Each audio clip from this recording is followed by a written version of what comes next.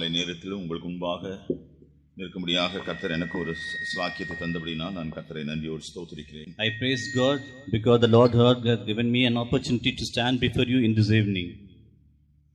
கிறிஸ்துவ குடும்பத்தில் பிறந்திருந்தாலும் கிறிஸ்துவை அறியாத ஒரு நிலைமையில ஒரு காலத்தில் நான் ஜீவித்துக் கொண்டிருந்தேன். Even though I was born and brought up in a Christian family, but I was not knowing Christ in my real life. கர்த்தர் என் மேல் வைத்த ஒரு அநாதி தீர்மானத்தின்படி ஏற்ற வேளையில் ஆண்டவர் சந்தித்தார்.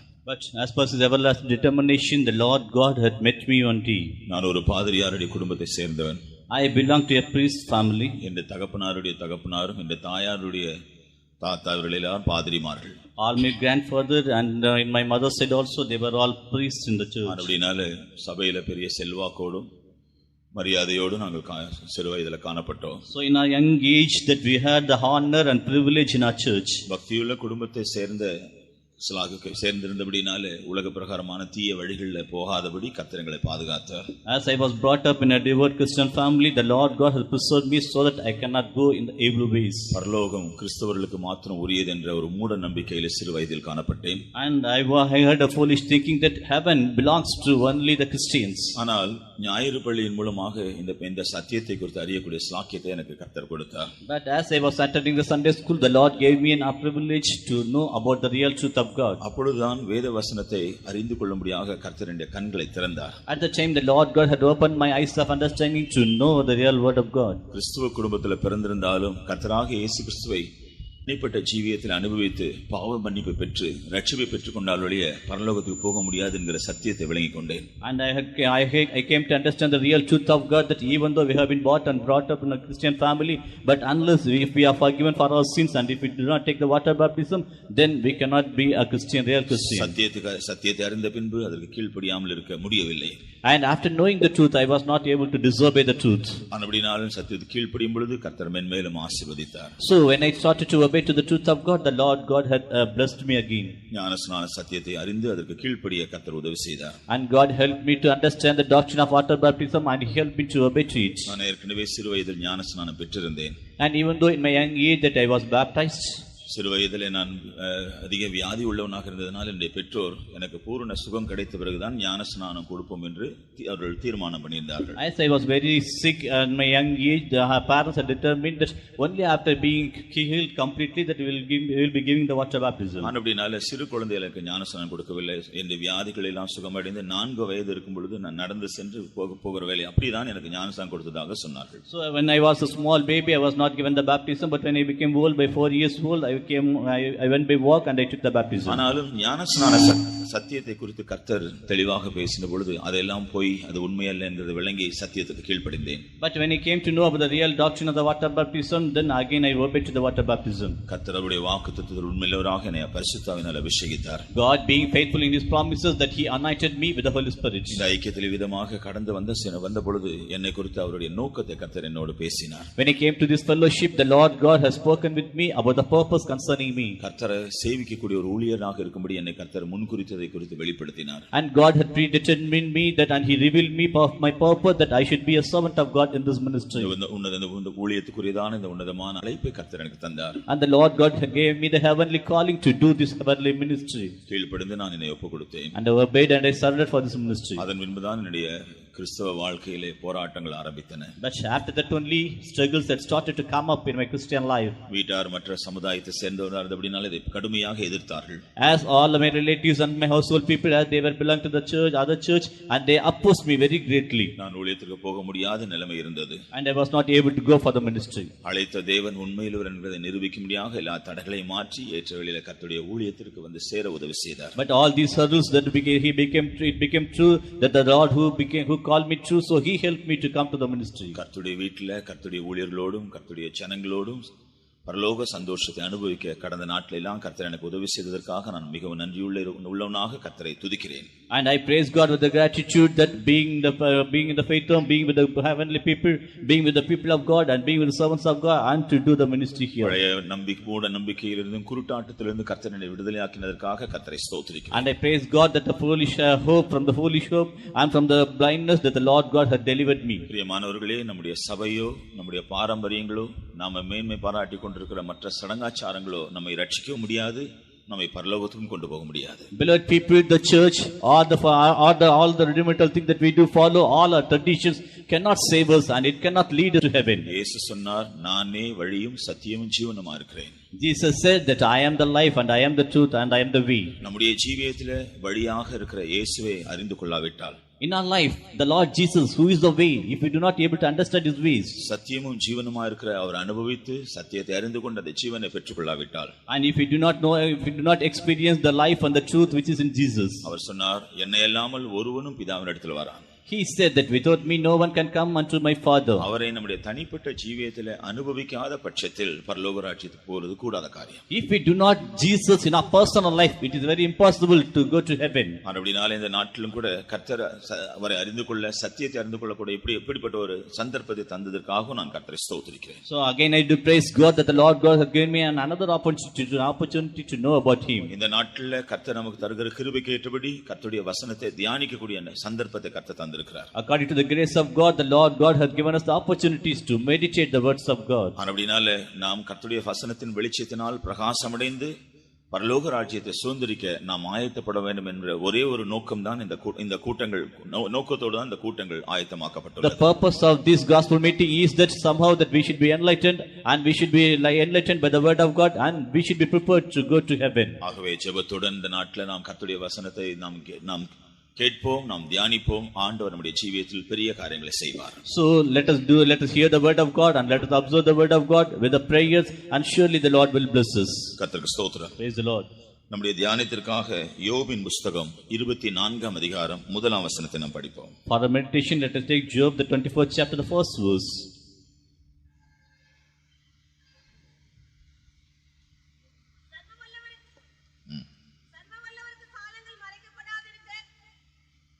அடுத்த வருஷம்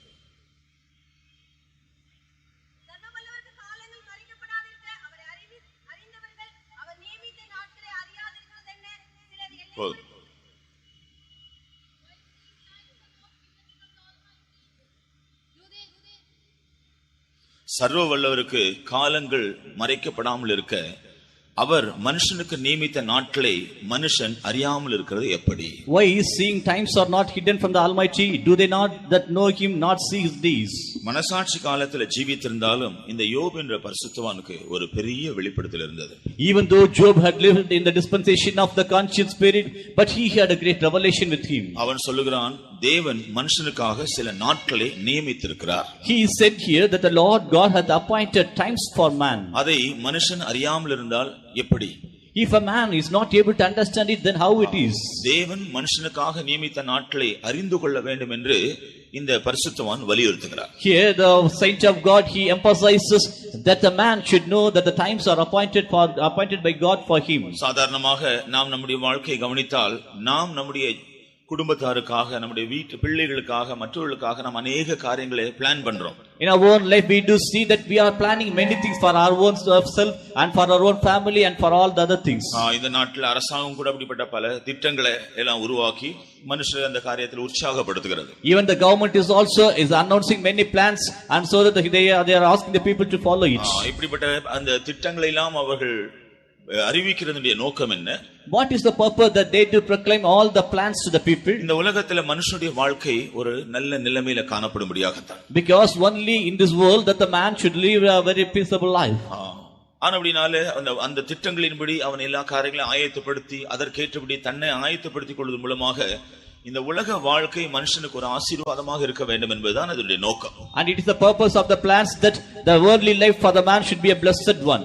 இதை போலவே நம்மை சிருஷ்டித்த நம்முடைய தேவனும் கூட இந்த உலகத்தில் மாத்திரமல்ல, வரப்போகிற பரலோகத்திலும் நம்முடைய வாழ்க்கை, நம்முடைய ஜீவியம் ஆசீர்வாதமாக இருக்கும்படியாக நமக்காக நாட்களை நியமித்திருக்கிறார். Likewise the Lord God who is the creator God, that not only in the present world but in the world to come also that we should be a blessed one, the Lord God had appointed the days for us. அப்படினாலே இந்த உலகத்திலே நாம் உயிர் வாழும் பொழுது உலக பிரகாரமாக ஒரு நல்ல வாழ்க்கை செய்வதற்கேற்ற எல்லா திட்டங்களை நாம் தீட்டுகிறது போல ஆவிக்குரிய பிரகாரமாக தேவன் நமக்கு நியமித்திருக்கிற நாட்களை அறிந்து கொள்ள வேண்டியது மிகவும் அவசியமா இருக்கிறது. So while we do live in the world, as we have some more great plans to lead a very very high life in this world, in that same way in a spiritual life also we need some plans. வேதத்திலே 49ஆம் சங்கீதம் கடைசி வசனத்தை படிக்கும் பொழுது, Psalm Psalm 49, the last verse. இங்கே சங்கீதக்காரன் சொல்கிறான், Here the psalmist says, கனம் பொருந்தினவனாய் இருந்தும் அறிவில்லாத மனுஷன் அழிந்து போகிற மிருகங்களுக்கு ஒப்பாக இருக்கிறான். Man that is in honor and understandeth not is like the beasts that perish. கனம் பொருந்தின ஒரு மனுஷன் எப்படி அறிவில்லாமல் இருக்க முடியும்? If a honorable person, how can he be so without knowledge? ஒரு மனுஷன் கனம் பொருந்தினவனாய் இருந்தும் அறிவில்லாமல் இருந்தால் அவன் அழிந்து போகிற மிருகத்திற்கும் அவனுக்கும் வித்தியாசம் இல்லையா? If a man is honorable one, but if yet he is not, doesn't have understanding, then there is no difference between the beasts that perish. கனம் பொருந்தின மனுஷன் பெற்றுக்கொள்ள வேண்டிய அறிவு என்ன? What is the knowledge that the honorable person should have? இந்த உலக பிரகாரமான அறிவு அவனை கனம் பொருந்தின ஒரு மனுஷனாக மாற்றி இருக்கிறது. The worldly knowledge might have made him as a honorable one. ஆனால் அவனுக்கு இல்லாமல் இருக்கிற அறிவு என்ன? But what is the knowledge that he do lack அவனுடைய now? வாழ்க்கையின் முடிவில் அவன் மிருகத்தை போல நம்பிக்கை இல்லாமல் அழிந்து போவதற்கு அவனுடைய ஜீவியத்தில் காணப்படாமல் இருக்கிற அறிவு என்ன? At the end of his life, that he is also perishing like the beast. What is the knowledge that he do lack in his life? இரண்டு முக்கியமான அறிவு அவனுக்கு அவசியம். He needs two important knowledge. முதலாவதாக தேவனாலே அவனுக்குள்ள சிருஷ்டிக்கப்பட்டிருக்கிற ஆத்மாவை பற்றி ஒரு அறிவு வேண்டும். First of all, he should know the knowledge about the soul which was created by God and which is within தன்னுடைய him. ஆத்மாவை பற்றி ஒரு அறிவை இழந்த மனுஷன் எவ்வளவு கனம் பொருந்தினவனாய் இந்த உலகத்துல வாழ்ந்தாலும் அவனுடைய முடிவு அழிந்து போகிற மிருகத்தை போலதான் இருக்கிறதாக வேதம் சொல்கிறது. The word of God very clearly say that if a man doesn't have the knowledge about the soul, then he is like a beast which will perish. அடுத்தபடியாக மனுஷனுக்கு இருக்க வேண்டிய மற்றொரு முக்கியமான அறிவு என்ன? Nextly, what is the knowledge that the man should possess? தன்னை சிருஷ்டித்த ஒரு கடவுள் உண்டு. There is a created God. எதற்காக தன்னை சிருஷ்டித்தார் என்கிறதான நோக்கத்தை அறிந்து கொள்ள வேண்டும். And he should know the very purpose for which God had created him. இந்த உலகத்தில் நாம் உயிர் வாழும் பொழுது இந்த இரண்டு அறிவை நாம் பெற்றுக்கொள்ளாவிட்டால் உலக பிரகாரமாக எவ்வளவு உயர்ந்த அந்தஸ்திற்கு நாம் போனாலும் நம்முடைய முடிவு ஒரு அழிந்து போகிற மிருகத்தை போலதான் இருக்கிறதாக வேதம் சொல்கிறது. While we do live in the world, if we do not possess these two knowledges, but if we are living in a very high honorable position in this world, but yet our life can be compared with the beast that will perish. இங்கே இந்த பக்தன் என்ன சொல்கிறார்? Here, what does the saint of God say? சர்வ வல்லவருக்கு எந்த காலங்களும் மறைக்கப்படுவதில்லை. And to the Almighty, all the times or no times are hidden. சர்வ வல்லவர் மனுஷனுக்கு நாட்களை நியமித்திருக்கிறார். And the Almighty had appointed the days for the times for the man. அப்ப இந்த உலகத்துல ஜீவிக்கிற ஒரு மனுஷன் தனக்காக தேவனால நியமிக்கப்பட்ட நாட்களை அறிந்து கொள்ளாவிட்டால் அவன் இந்த உலகத்துல உயிர் வாழ்கிறதுல பிரயோஜனம் இல்லை. So if a man who was created by God and if he doesn't know that the times are in the hands of God, then there is no purpose for him to live in the world. அதனால உங்களுக்கும் எனக்கும் தேவன் சில நாட்களை நியமித்திருக்கிறதாக வேதம் சொல்கிறது. So the word of God say that for you and myself the Lord God hath appointed some times. இங்கே நாட்கள் என்று சொன்னாலும் அவைகள் ஒரு கால வரை ஒரு டியூரேஷனை காண்பிக்கிறது ஒளி அது ஒரு நாளை காண்பிக்கிறது இல்ல. Even though here it is mentioned as times, but it is not mentioned as a single day, but it mentions some duration. முழு உலக சரித்திரம் அல்லது முழு உலக கால வரையை வேத வசனத்தின் வெளிச்சத்தில் பார்க்கும் பொழுது சில கோணங்களில் நாம் பார்க்கலாம். And the whole period of the world, that when we know it in the light of the word of God, we can see it in some different angle. பரிசுத்தவான்களுக்கு தேவன் அதை பற்றி வெளிப்படுத்தினபடி இரண்டு விதங்களில் அதை பிரித்திருக்கிறார்கள். And according to the saints of God, which are saints of God, they had separated in two ways. ஒன்று காலங்கள், ages என்று சொல்லப்படுகிறது. First one is mentioned as the ages.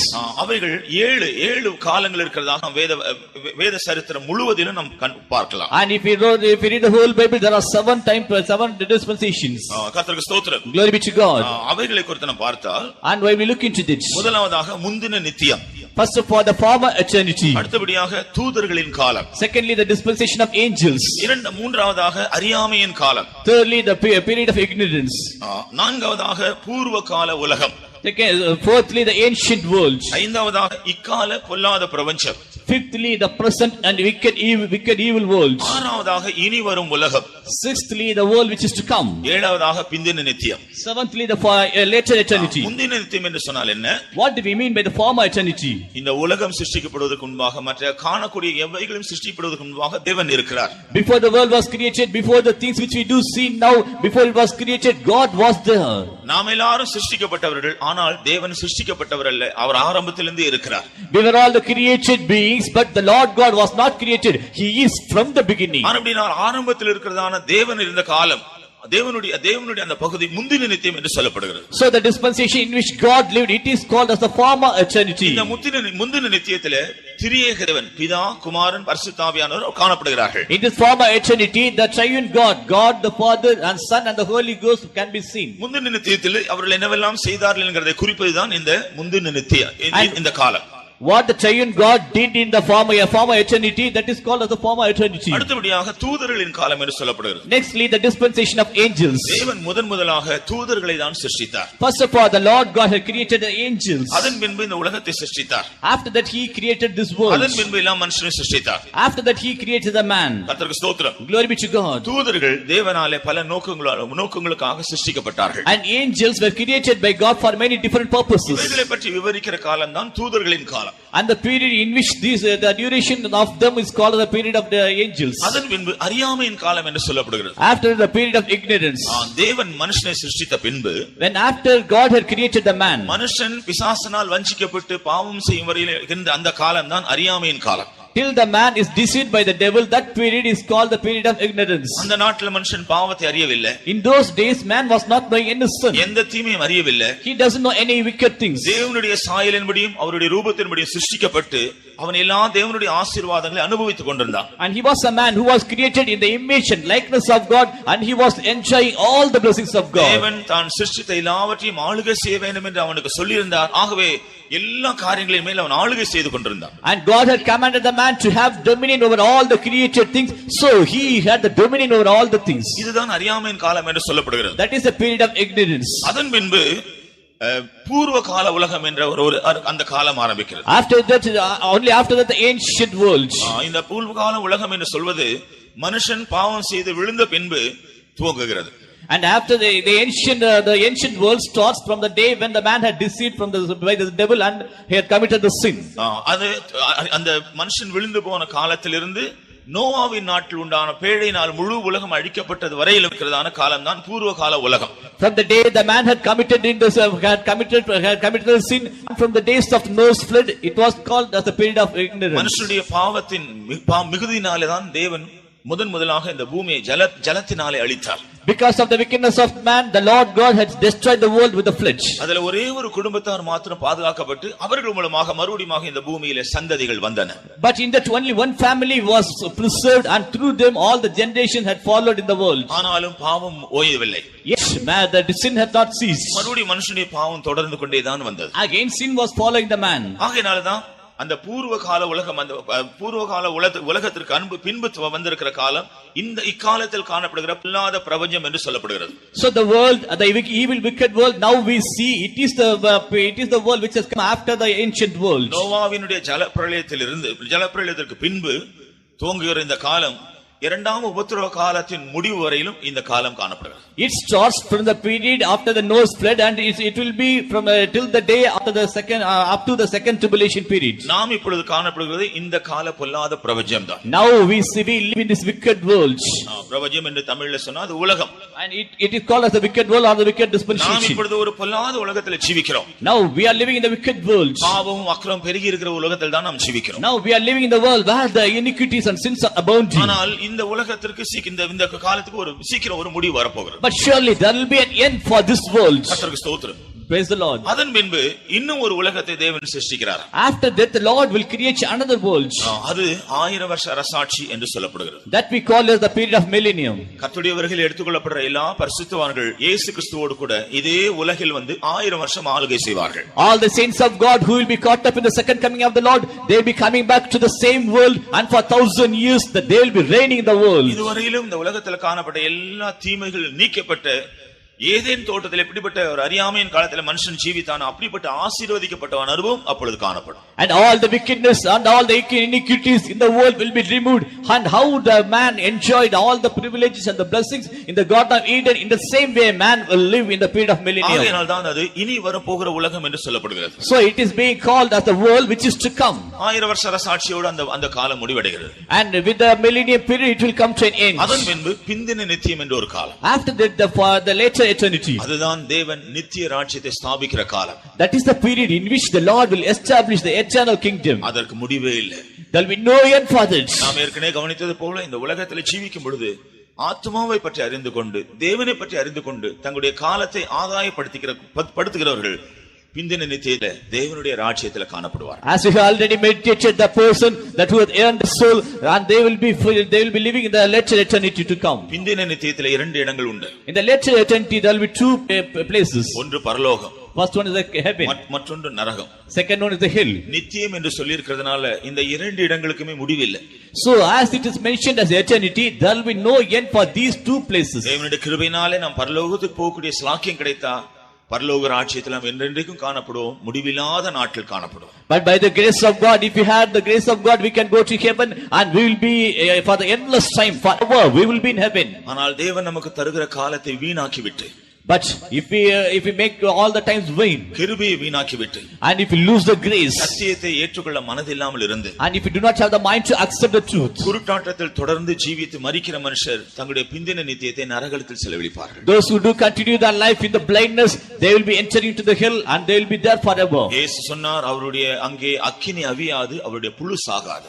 Jesus said the fire there will not be quenched, the worms will not die there. அப்படினால பிந்தின நித்திய நரகத்துல செலவழிக்கிறவருடைய அவருடைய வாழ்க்கை மிகவும் மோசமாக இருக்கும். So the people who end up their life in the later eternity in the hell, their life will be a very miserable one. நித்தியம் என்று சொல்றபடினால அதற்கு முடிவே இல்லை. As it is said as eternity, there will be no end. இப்படி வேத வசனத்தின் வெளிச்சத்திலே காலங்கள் 7 வகையாக பிரிக்கப்பட்டுள்ளது. So in the light of the word of God, the dispensation is divided into 7. கர்த்தருக்கு ஸ்தோத்திரம். Praise the Lord. இந்த காரியங்களை பற்றியெல்லாம் நாம் அறிந்து கொள்ளும்படியாகத்தான் இந்த பரிசுத்தவான் அதை குறித்து வேறொரு விதத்தில் சொல்கிறார். In order to understand all about these ages, the saint of God hath very clearly said here. தேவன் மனுஷனுக்காக நாட்களை நியமித்திருக்கிறார். God hath appointed times for the man. பிரியமானவர்களே, உங்களுக்கும் எனக்கும் தேவன் நியமித்திருக்கிற நாட்களை நாம் அறிந்து கொள்ள வேண்டியது இந்த உலகத்தில் நாம் ஜீவிக்கும் பொழுது செய்ய வேண்டிய மிக மிக முக்கியமான ஒரு கடமையாகும். Beloved people, the very important duty and responsibility for us is that we should know that the times are appointed by God for us. ஒருவேளை நாம் பக்தி உள்ளவர்களா இருக்கலாம். Sometimes we may be the God-fearing people. சன்மார்க்க ஜீவியம் செய்யலாம். We may lead a righteous life. தீமையான காரியங்களுக்கு போகாமல் இருக்கலாம். We may not do any evil things. அநேக நல்ல காரியங்களை கிரியைகளை செய்கிறவர்களா இருக்கலாம். We may do many good things. தேவனை கனம் பண்ற மனுஷரா இருக்கலாம். And we may be honoring God also. உண்மையாக ஆராதனைக்கு போகிற மனுஷரா இருக்கலாம். Really, we used to go to worship the Lord. தேவனுடைய ஊழியர்களை கனம் பண்றவர்களாக அவர்களுக்கு பல விதங்களில் உதவி செய்யக்கூடியவர்களா இருக்கலாம். We may be honoring the servants of God and also we will be helping the servants of God in many different ways. இவைகளெல்லாம் நல்லதுதான். ஆனாலும் தேவன் நமக்கு நியமித்திருக்கிற நாட்களை நாம் அறிந்து கொள்ளாவிட்டால் இவைகளினாலே நமக்கு பிரயோஜனம் இல்லை. These are all very good, but if we do not understand the times which are appointed by God for us, then there will be no use of these things. தேவன் நமக்கு நியமித்திருக்கிற நாட்களை நாம் அறிந்து கொள்ள வேண்டும் என்பது நம்மை பற்றி தேவனுடைய ஒரு முக்கியமான ஒரு நோக்கமாகும். So the great and important purpose of God concerning us is that we should know that the times we should understand the times which are given to us. நமக்காக நியமித்திருக்கிற நாட்களை குறித்து நாம் சிந்திக்கும் பொழுது, while you think about the times which are appointed by God for us, முக்கியமாக அது 4 அனுபவங்கள் சொல்லப்பட்டிருக்கிறது. Importantly, there are 4 experiences mentioned there. கர்த்தருக்கு ஸ்தோத்திரம். Praise the Lord. முதலாவதாக இரட்சணிய நாள் என்று சொல்லப்படுகிறது. First of all, the day of salvation. இரட்சணிய நாள் என்று சொல்லும் பொழுது அது ஒரு நாளை குறிக்கவில்லை. Day of salvation doesn't mean a singular day. இந்த இரட்சணிய நாள் என்பதற்கு ஒரு கால வரை இருக்கிறது. For the day of salvation, it contains some duration. இந்த நாள் கல்வாரியில் துவங்கி ஆண்டவராகிய இயேசு கிறிஸ்துவின் வருகையின் நாள் வரை இந்த இடைப்பட்ட காலம் தான் இரட்சணிய நாள் என்று சொல்லப்படுகிறது. The day of salvation starts from the day on which the Lord Jesus was hanged on the cross until his coming. கர்த்தருக்கு ஸ்தோத்திரம். Praise the Lord. முதலாவது நாள் இரட்சணிய நாள். The first day is the day of salvation. பழைய ஏற்பாட்டிலும் புதிய ஏற்பாட்டிலும் இரட்சணிய நாள் என்று ஒரே ஒரு வசனம் தான் சொல்லப்பட்டது. In the Old Testament and as well as in the New Testament, only once it is written as the day of salvation. பழைய ஏற்பாட்டில் ஏசாயா 49 அதிகாரம் 8 வசனத்திலும், in the Old Testament Isaiah 49 chapter the 8th verse. புதிய ஏற்பாட்டில் 2 கொரிந்தியர் 6 அதிகாரம் 2 வசனத்திலும் இந்த இரட்சணிய நாள் என்ற பதத்தை நாம் பார்க்கலாம். In the New Testament 2 Corinthians 6 chapter the 2nd verse we read about the day of salvation. முழு வேதாகமத்தில் 2 இடங்களை இதை பற்றி சொல்லி இருந்தாலும் ஒரு முக்கியமான ஒரு நாளாகும். Even though throughout the word of God only twice it is mentioned about the day of salvation, but it is a very important day for us. தேவன் நமக்காக நியமித்த இந்த நாளாகிய இரட்சணிய நாளை நாம் அனுபவிக்காத பட்சத்தில் பரலோக ராஜ்யத்துக்கு நாம் போவது கூடாத காரியம். If we are not able to enjoy or experience the day of salvation which is appointed by God for us, then it is impossible for us to go to heaven. ஏனென்றால் தேவன் நமக்கு இந்த நாட்களை நியமித்ததனுடைய நோக்கமே இந்த நாட்களை நாம் அனுபவிக்கிறது மூலமாக பரலோக ராஜ்யத்தை சுதந்திரிக்க நாம் ஆயத்தப்படும்படியாக. Because the very purpose of God concerning that we have this day of salvation is that we should inherit the inheritance which are in heaven. கர்த்தருக்கு ஸ்தோத்திரம். Praise the Lord. அப்படினால இந்த ரட்சணை நாளை குறித்து சற்று பின்பு நாம் விவரமாக சிந்திக்கலாம். So sometimes later we will deal elaborately about the day of salvation. இரண்டாவதாக தேவன் நமக்கு நியமித்திருக்கிற நாள் என்ன?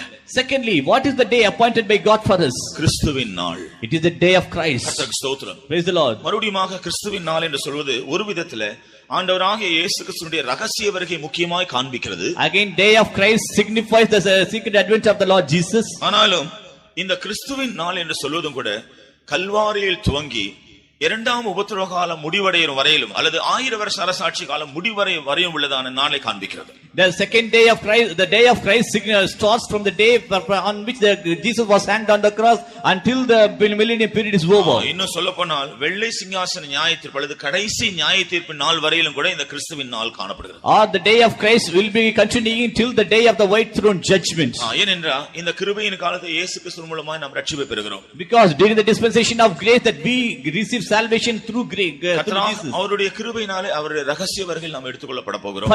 By his grace that we will be taken up in his coming. அதன் பின்பு இந்த பூமியில் 7 வருஷ உபத்திரவ காலம் சம்பவிக்கும். After that in this world there will be 7 years of tribulation. அந்த 7 வருஷம் நாம் பரலோகத்திலே தேவனோடு கூட நாம் சஞ்சரிக்க போகிறோம். Those 7 years that we will be dwelling with the Lord God in heaven. இதற்கிடையில முதல் 3 வருஷ காலத்திலே வருகையில கைவிடப்பட்டு போய் இரத்த சாட்சிகளாக மரிக்கிறவர்களை சேர்க்க இயேசு கிறிஸ்து வருகிறார். In the meantime, at the end of the first 3.5 years, the martyrs who will die in the period of first tribulation, the Lord Jesus will come to take them. இரண்டாவது 3 வருஷ காலத்திலே இஸ்ரவேல் கோத்திரத்தாரில் 144,000 பேர் முத்திரை போடப்பட்டு பாதுகாக்கப்படுகிறார்கள். In the second 3.5 years of tribulation, 144,000 of Jews, that they will be sealed and they will be protected. அதன் பின்பு இந்த உலகத்தை ஆண்டு கொண்டிருக்கிற அந்தி கிறிஸ்துவையும் அவனுடைய சேனையை முறியடிக்கும்படியாக ஆண்டவராக இயேசு கிறிஸ்து திரும்பி வருகிறார். After that, the Lord Jesus Christ will be coming to rule, to take the judgment upon the Antichrist and his host. அந்த வேளையில ஒரு பெரிய யுத்தம் நடக்கும். At the time there will be a great war. அந்த யுத்தத்திலே அந்தி கிறிஸ்துவும் கள்ள தீர்க்கதரிசியும் பிடிக்கப்பட்டு அக்கினி கடலில் தள்ளப்படுவார்கள். In that war, the Antichrist and the false prophet they will be caught and they will be put into the lake of fire. பிசாசு அல்லது வலு சர்ப்பம் 1000 வருஷம் பாதாளத்திலே கட்டி வைக்கப்படுவான். The devil or the dragon that he will be bound in the bottomless pit for 1000 years. அதன் பின்புதான் 1000 வருஷ ஆளுகை இந்த பூமியில் நடக்கிறது. After that, the period of millennium will start in this world. பரலோகத்திலே சஞ்சரித்துக் கொண்டிருக்கிற கர்த்தராக இயேசு கிறிஸ்துவும் பரிசுத்தவான்கள் இந்த பூமியில் வந்து ஆளுகை செய்கிறார்கள். The Lord Jesus Christ and all the saints of God who were dwelling till that period in the heaven, again they will be coming to the earth and they will be ruling the world. அதன் முடிவில் மறுபடியுமாக ஒரு பெரிய யுத்தம் நடக்கும். At the end of that period there will be again a great war. Coco Magog யுத்தம் என்று வேதத்தில் படிக்கிறோம். And we read it from the word of God as the Gog and Magog war. ஆண்டவராக இயேசு கிறிஸ்து பாதாளத்தில் அடைக்கப்பட்டு விடுதலையாக்கப்படுற பிசாசு அவனுடைய சேனைகளுக்கு நடக்கிற கடைசி யுத்தம். And it will be the last war between the Lord Jesus Christ and the devil who will be the dragon who will be delivered out of the bottomless pit. இந்த யுத்தத்திலே பிசாசும் அவனுடைய சேனைகளும் அவருடைய வாயின் சுவாசத்தினாலே அழிக்கப்படுவார்கள். In this war, the devil and all his hosts will be destroyed by the breath of the breath of the Lord Jesus. கர்த்தருக்கு ஸ்தோத்திரம். Praise the Lord. அதோடு இந்த உலகத்திற்கு ஒரு அந்த எல்லா அழிவும் சத்துருக்கள் அழிக்கப்படுகிறார்கள். After that, all the enemies will be destroyed. அதன் பின்பு கடைசி நியாயத்தீர்ப்பு நடக்கிறது. After that, there will be the Lord's judgment. அதுதான் வெள்ளை சிங்காசன நியாயத்தீர்ப்பு என்று வேதத்தில் படிக்கிறோம். That we read it from the word of God as a white throne judgment. இயேசு கிறிஸ்து தான் நியாயாதிபதியாக இருந்து உலக தோற்றம் முதல் அந்த நாள் வரையிலும் இருக்கிற எல்லாரையும் நியாயம் தீர்ப்பார். And Jesus Christ will be seated as a judge, and from the day of the creation of the world till the end of the world he will judge each and everyone. எல்லாரும் அவருடைய கிரியைகளின்படி நியாயம் தீர்க்கப்படுவார்கள். And everyone will be judged according to their deeds. கர்த்தருக்கு சித்தமான இந்த விஷயங்களை எல்லாம் நாம் இந்த நாட்டில் இன்னும் தெளிவாக நாம் படிக்கலாம். If it is the will of God that we will be dealing with all these things in the days to come. அந்த கடைசி நியாய தீர்ப்பு முடிந்த பின்பு after the end of the white throne judgment, இந்த வானம் பூமி எல்லாம் அழிக்கப்படும். The present world and heaven will be destroyed. இவைகள் எல்லாம் இல்லாமல் போய்விடும். And it will be nothing. அதன் பின்புதான் தேவனுடைய நித்திய ராஜ்யம் ஸ்தாபிக்கப்படும். Only after that the eternal kingdom will be established. தேவனுடைய நித்திய ராஜ்யம் ஸ்தாபிக்கப்படும் பொழுது தேவனுடைய பொறுப்புக்குள் வந்து விடுகிறது. And when the eternal kingdom is established, then everything will be coming under the dominion of God. அதுவரையிலும் நடக்கிற எல்லா சம்பவங்களும் ஆண்டவராக இயேசு கிறிஸ்துவை முன்னிட்டு அல்லது அவரை தலைவராக வைத்து தான் நடக்கிறது. Until the time all the happenings in the world will be having the Jesus as the head. ஆனபடினால இது கிறிஸ்துவின் நாள் என்று இவ்வளவு காலங்களுக்கு சேர்த்து சொல்லப்படுகிறது. So all these times or durations are combined together and called as the day of Christ. கர்த்தருக்கு ஸ்தோத்திரம். Praise the Lord. கிறிஸ்துவின் நாளை குறித்து வேதத்திலே பல இடங்களில் நாம் படிக்கலாம். ஆனால் ஒரு சில காரியங்களை மாத்திரம் சொல்ல விரும்புகிறேன். Concerning the day of Christ, we can read it in many different portions of the Bible, but some of the things I would like to mention here. முதலாம் கொரிந்தியர் முதலாம் அதிகாரம் 8ஆம் வசனத்தில் 1 Corinthians 1st chapter the 8th verse. நம்முடைய கர்த்தராகிய இயேசு கிறிஸ்துவின் நாள் என்று இந்த நாளை குறித்து அப்போஸ்தலன் சொல்கிறார். Here the apostle is mentioned here as the day of the Lord Jesus Christ. நம்முடைய கர்த்தராகிய இயேசு கர்த்தராகிய இயேசு கிறிஸ்துவின் நாள் என்று இதை அப்போஸ்தலன் சொல்கிறார். Apostle calls it as the day of our Lord Jesus Christ. இரண்டாம் கொரிந்தியர் முதலாம் அதிகாரம் 14ஆம் வசனத்தில் 2 Corinthians 1st chapter the 14th verse. கர்த்தராகிய இயேசுவின் நாள் என்று இங்கே அப்போஸ்தலன் அதே நாளை குறித்து சொல்கிறார். Here the same day is mentioned here as the day of the Lord Jesus. கர்த்தருக்கு ஸ்தோத்திரம். Praise the Lord. வெளிப்படுத்தல் முதலாம் அதிகாரம் 10ஆம் வசனத்தை நாம் படிக்கும் பொழுது Revelation 1st chapter the 10th verse. இது கர்த்தருடைய நாள் என்று இங்கே சொல்லப்பட்டிருக்கிறது. Here it has been mentioned here as the day of Christ. நாம் இதன் பின்பு கர்த்தருடைய நாளை குறித்து நாம் சிந்திக்க It is போகிறோம். mentioned here as the Lord's day, then we will be meditating it later. ஆனால் சில இடங்களில் கிறிஸ்துவின் நாளை கர்த்தருடைய நாள் என்று சொல்லப்பட்டிருக்கு. In some places the day of Christ is also mentioned as the day of the Lord. ஆகவே நாம் அதை தெளிவாக விளங்கிக் கொள்ள வேண்டும். And very clearly we must understand these days. பிலிப்பியர் 2ஆம் அதிகாரம் 14ஆம் வசனத்தில் Philippians 2nd chapter the 14th verse. அப்போஸ்தலனாகிய பவுல் கிறிஸ்துவின் நாள் என்று சொல்கிறார். Apostle Paul calls it as the day of Christ. கர்த்தருக்கு ஸ்தோத்திரம். Praise the Lord. பிலிப்பியர் முதலாம் அதிகாரம் 6ஆம் வசனத்தில் கூட Philippians 1st chapter 16th verse. இயேசு கிறிஸ்துவின் நாள் என்று சொல்கிறார். And here he calls it as the day of Christ. கர்த்தருக்கு ஸ்தோத்திரம். Praise the Lord. அப்படினால கிறிஸ்துவின் நாளை குறித்து இப்படி அநேக பல இடங்களில் குறிப்பிடப்பட்டுள்ளது. So in many portions it is mentioned about the day of Christ. நம்முடைய ஜீவியத்தில் இரட்சணிய நாளை நாம் வந்து அனுபவித்த பின்பு கிறிஸ்துவின் நாளில் கடந்து வர வேண்டும். In our life after experiencing the day of salvation, and we should come to the experience of the day of Christ. இரட்சணிய நாள் கிறிஸ்துவின் நாள் இந்த இரண்டு நாட்களின் அனுபவங்கள் நம்முடைய ஜீவியத்தில் இல்லாவிட்டால் நாம் பரலோகத்திற்கு போக ஆயத்தப்பட முடியாது. If we do not have the day of salvation as well as the day of Christ, then we cannot be prepared to go to heaven. இந்த நாட்களில் இதை குறித்து வசனத்தில் தெளிவாக நாம அறிந்து கொள்வதன் மூலமாக அதை நாம் நிச்சயப்படுத்திக் கொள்ளலாம். In these days we can be very sure by knowing about these days through the words of God. கர்த்தருக்கு ஸ்தோத்திரம். Praise the Lord. இனி மூன்றாவது நாட்கள். Again the third day. மூன்றாவது நாளை குறித்து ஏசாயா 2ஆம் அதிகாரம் 12ஆம் வசனத்தில் படிக்கிறோம்.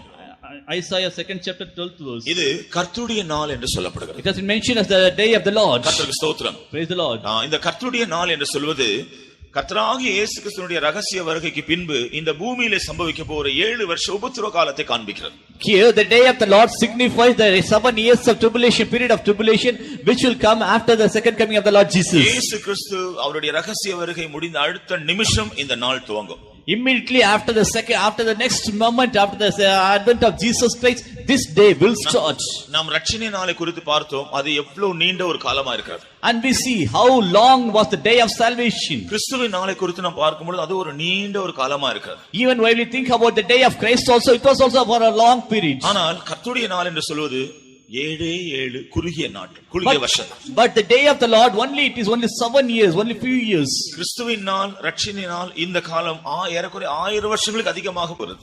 The day of salvation or the day of Christ, it goes more than 1000 years. ஆனால் கர்த்தருடைய நாள் உபத்திரவ காலத்தை பார்த்தால் 7 வருஷம் மாத்திரம். But the day of the Lord or the period of tribulation, it is only for 7 years. இந்த உபத்திரவ காலம் அல்லது கர்த்தருடைய நாள் என்கிறது உங்களுக்கும் எனக்கும் தேவன் நியமிக்கவில்லை. This day of the Lord or the period of tribulation, it is not appointed for you and myself. மனுஷனுக்காக தேவன் நியமித்திருக்கிற நாட்கள் என்று இது சொல்லப்பட்டாலும், even though it is mentioned here that the times are appointed by God for men, உண்மையாக சொல்லப்போனால் இது பழைய ஏற்பாட்டில் இருக்க இஸ்ரவேல் ஜனங்களுக்காக நியமிக்கப்பட்ட நாட்கள். Really all these times are appointed for the Old Testament period for the Israelites. ஏனென்றால் உபத்திரவ காலத்தின் முதல் பகுதியில் அவர்களுக்கு சில நன்மைகள் கிடைக்கிறது. Because during the first period of the tribulation period, they will have some good things. உபத்திரவ காலத்தின் பிந்தின பகுதியில் தான் உண்மையான மேசியாவை அறியக்கூடிய வாய்ப்பு அவர்களுக்கு கிடைக்கிறது. At the later portion of the tribulation period only, they will be coming to know about the real Messiah. அதனால பழைய ஏற்பாட்டு இஸ்ரவேலருக்காக நியமிக்கப்பட்ட நாட்கள் தான் இந்த கர்த்தருடைய நாள் என்று சொல்வது. So the day of the Lord is appointed only for the Old Testament Israelites. ஆனால் கர்த்தராகிய இயேசு கிறிஸ்துவினுடைய ரகசிய வருகையில் எடுத்துக்கொள்ளப்படக்கூடிய ஸ்லாக்கியத்தை இழந்து போகிறவர்கள் துரதிர்ஷ்டவசமாக இந்த கர்த்தருடைய நாளில் போக வேண்டியிருக்கிறது. But unfortunately, the people who will lose the privilege to be caught up in the second coming of the Lord Jesus, they also unfortunately they will have to enter into the period of tribulation. அவர்கள் இந்த உபத்திரவ காலத்தில் போகிறபடினாலே கர்த்தர் அவர்களுக்கு நியமித்த நாட்களாக இது மாறிவிடுகிறது. So as they are also entering the period of tribulation, These are also the days of tribulation appointed by God for them. அதுவும் கூட புதிய ஏற்பாட்டு பரிசுத்தவான்களுக்கு முதல் 3 வருஷ காலம் தான் அதுல காணப்படுகிறது. Even among that also, only the first 3.5 years of period of tribulation is for the New Testament saints of இது God. உபத்திரவ காலமா இருந்தாலும் இந்த காலத்திலும் கூட ஒரு ரட்சிப்புக்குரிய வழியை கர்த்தர் வைத்திருக்கிறார். Even though it is being the period of tribulation, yet there is a way for a man to save. யாரெல்லாம் இரத்த சாட்சிகளாய் மரிக்கிறார்களோ அவர்கள் பரலோக ராஜ்யத்துக்கு போகக்கூடிய ஸ்லாக்கியத்தை பெற்றுக் கொள்கிறார்கள். Who are all will die as a martyrs, that they will be having the privilege to go enter into heaven. நாம் கவனித்தது போல மற்ற காலங்கள் நீண்ட காலம் வரை இருக்கும் பொழுது உபத்திரவ நாட்கள் மாத்திரம் ஏன் குறுகிய காலமா இருக்கிறது? And we may think that if all the days are very long duration, but the days of tribulation are only very far for a short period only. இது தேவனுடைய அன்பை காண்பிக்கிறது. This signifies the love of God. தேவன் நம்மை ஆசீர்வதிக்கிற விதத்தில் ஆசீர்வதிக்கிற விஷயத்தில் விசாலமான இதயத்தோடு எல்லாம் செய்கிறார். When the Lord is blessing us, He will do it with a very wide heart. ஆனால் தண்டிக்கிற விஷயத்தில் ஆண்டவர் விசாலமா செய்தார், நாம் ஒருவருமே அதை தாங்க முடியாது, நிற்க முடியாது. But if the Lord had a wide heart in punishing us, then no one can bear it. No one can stand before Him. ஆகையால் நாம் வேதத்தில் படிக்கிறோம், அவருடைய கோபம் ஒரு நிமிஷம். So we read that His wrath is only for a moment. ஆனால் அவருடைய தயவோ நீடிய வாழ்வு என்று சொல்லியிருக்கு. But His compassion is for long, forever. கர்த்தருக்கு ஸ்தோத்திரம். Praise the Lord. ஆண்டவருடைய கோபம் அந்த ஒரு நிமிஷம் கூட நாம் ஒருவருமே அதற்கு முன்பாக நிற்க முடியாது. Even if the wrath of God is for only a moment, but we cannot stand before it. தேவன் அவ்வளவு அதிகமாக நம்மை நேசிக்கிறபடினால ஆசீர்வாதத்தின் நாட்களின் கால அளவை நீட்டி இருக்கிறார், தண்டனை நாட்களின் கால அளவை குறித்திருக்கிறார். As God loves us so much that the Lord God had reduced the days of punishment, but He had extended very long the day of blessings. கர்த்தராகிய இயேசு கிறிஸ்து கூட இந்த உபத்திரவ நாட்களை குறித்து பேசி இருக்கிறார். Even the Lord Jesus Christ Himself had spoken about the days of tribulation. மத்தேயு சுவிசேஷம் 24ஆம் அதிகாரத்தில் அதை பார்க்கலாம். Matthew 24 chapter we read soon. அவர் என்ன சொல்கிறார்? What He said? தெரிந்து கொள்ளப்பட்டவர்கள் நிமித்தமாக இந்த உபத்திரவத்தின் நாட்கள் குறைக்கப்பட்டிருக்கிறது என்று சொல்றார். And because of the chosen one, the days of tribulation will be reduced. அப்ப இந்த உபத்திரவ நாட்கள் கூடுதலா இருந்தா மீட்கப்படுகிற ஆட்கள் மிகவும் குறைவா இருக்கும். So if the period of tribulation is for a very long time, only very few will be redeemed. அப்படினால தேவன் மூன்றாவதாக நியமித்திருக்கிற நாள் கர்த்தருடைய நாள். So the third day which is appointed is the day of the Lord. கர்த்தருக்கு ஸ்தோத்திரம். Praise the Lord. நான்காவதாக தேவன் நமக்கு நியமித்திருக்கிற நாள் தேவனுடைய நாள் என்று சொல்லப்படுகிறது. Fourthly, the day is appointed for us is the day of God. 2 பேதுரு 3ஆம் அதிகாரம் 13ஆம் வசனத்தை நாம் அதை குறித்து படிக்கிறோம். 2 Peter 3rd chapter 13th verse. இன்னும் வேதத்தை சில இடங்களில் தேவனுடைய நாளை குறித்து நாம் படிக்கலாம். In some other portions also we read about the day of God. கர்த்தருக்கு ஸ்தோத்திரம். Praise the Lord. இந்த தேவனுடைய நாள்ல சில 2 முக்கியமான பகுதிகள் உண்டு. In the day of God there are 2 important things. ஒன்று 1000 வருஷ அரசாட்சி. First one is the period of millennium.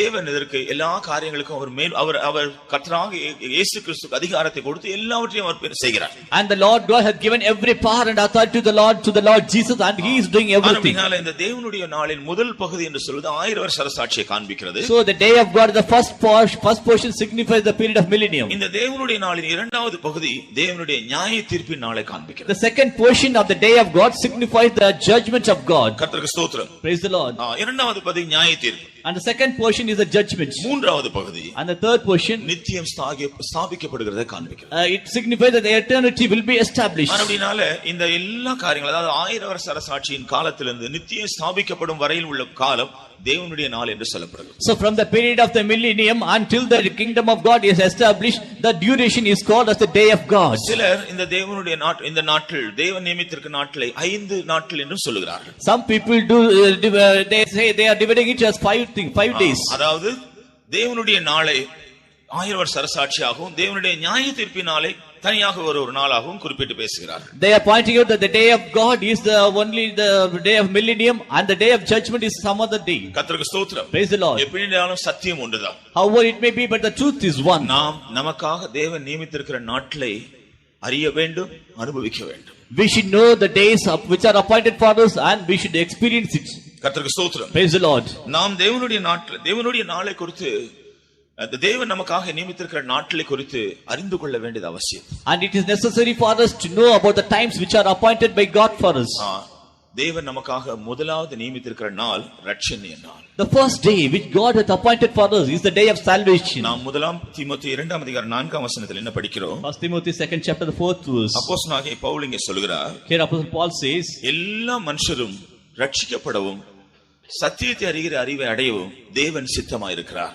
For this is the will of God, that every man to be saved and to come to the knowledge of the truth. கர்த்தருக்கு ஸ்தோத்திரம். Praise the Lord. தேவன் நமக்கு ரட்சணிய நாள் என்ற ஒரு நாளை நியமித்திருக்கிறபடினால, As God hath appointed the day of salvation for us. அப்போஸ்தலனாகிய பவுல் சொல்றார், எல்லா மனுஷரும் இந்த ரட்சிப்பை பெற்றுக்கொள்ள வேண்டும். For Apostle Paul say, Apostle Timothy say that every man should attain this salvation. கர்த்தருக்கு ஸ்தோத்திரம். Praise the Lord. வேதவசனத்தின்படி ரட்சிப்பு என்று சொல்கிற வார்த்தைக்கு சில அர்த்தங்கள் இருக்கு. According to the word of God, the salvation contains some more meanings. முதலாவதாக விழுந்து போன மனுஷனை தேவன் தூக்கி எடுக்கிறது அவனுக்கு கொடுக்கிற ரட்சிப்பாய் காணப்படுகிறது. First of all, the fallen man, he is being lifted up. It is called as a salvation. இரண்டாவதாக தேவன் மனுஷனுடைய ஜீவியத்திலே ஒரு வளர்ச்சி, ஒரு பூரணத்துக்கு ஏதுவாய் அவனை நடத்துகிறார்.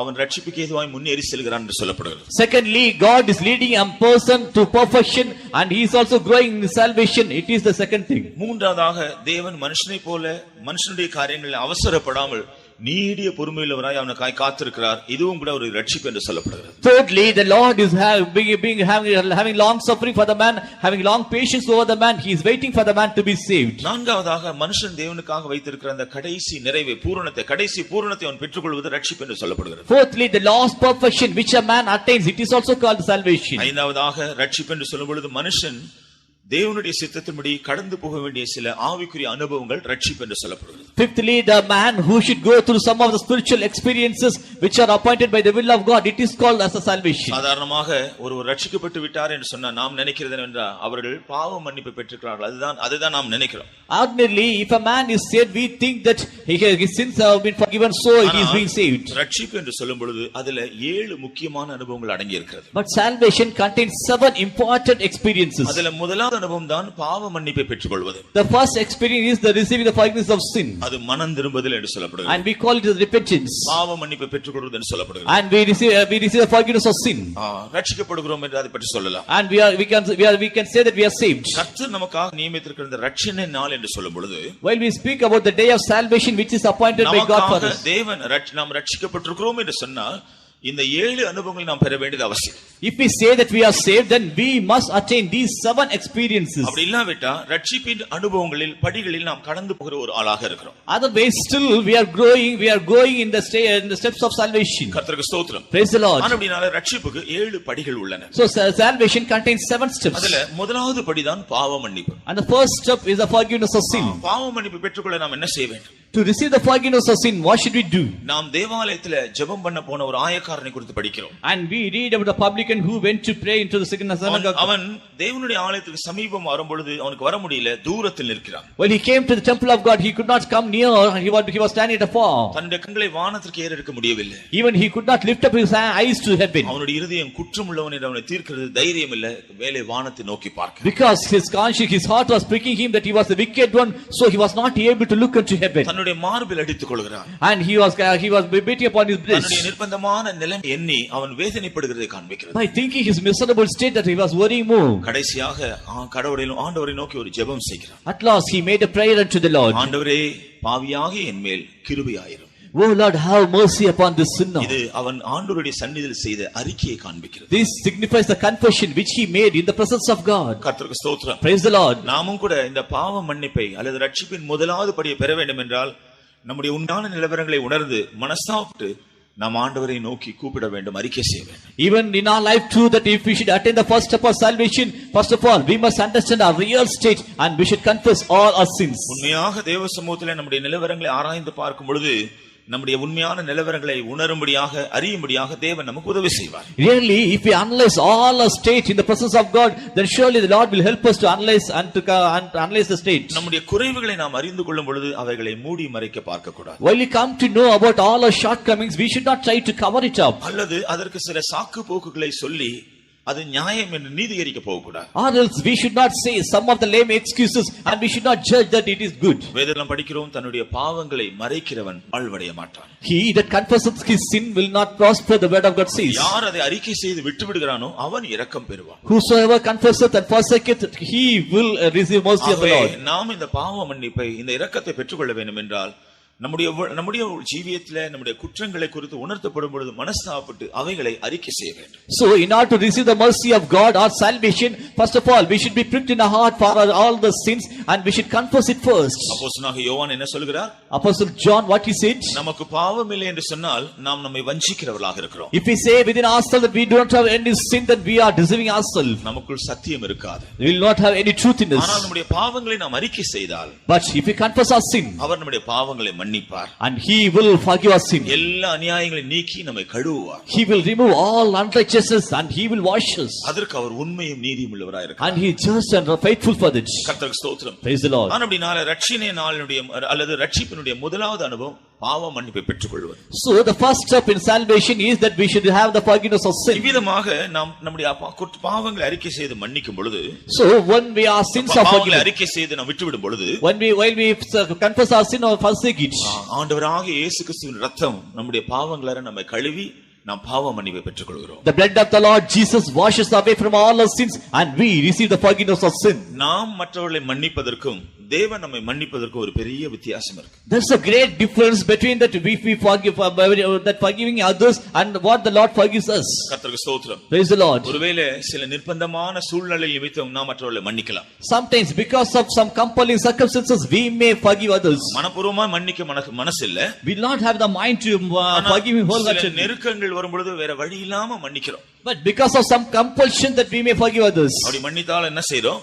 And if we do forgive such in such a way, செய்த காரியங்களை நாம் மறப்பதில்லை. we will not forget the things which are done by that other person. அப்படிப்பட்ட ஆட்களை பார்க்கும் பொழுது அவர் செய்ததெல்லாம் நமக்கு ஞாபகம் வருது. Whenever we see that person again we will remember the deeds. ஆகையால அவர்களை பார்க்கும் பொழுது ஒரு வெறுப்பு உண்டாகிறது. So whenever we see him we will be hating them inwardly. அவர்களை பார்த்தாலே நம்ம அவர்களிட பேசாதபடி அவர்களுக்கு எந்த வந்தனம் செய்யாதபடி விலகி போக பிரயாசப்படுகிறோம். Immediately whenever we see them that we will not praise them, we will not salute them, but we will try to go away from them. இது ஒரு உண்மையான மன்னிப்பு அல்ல.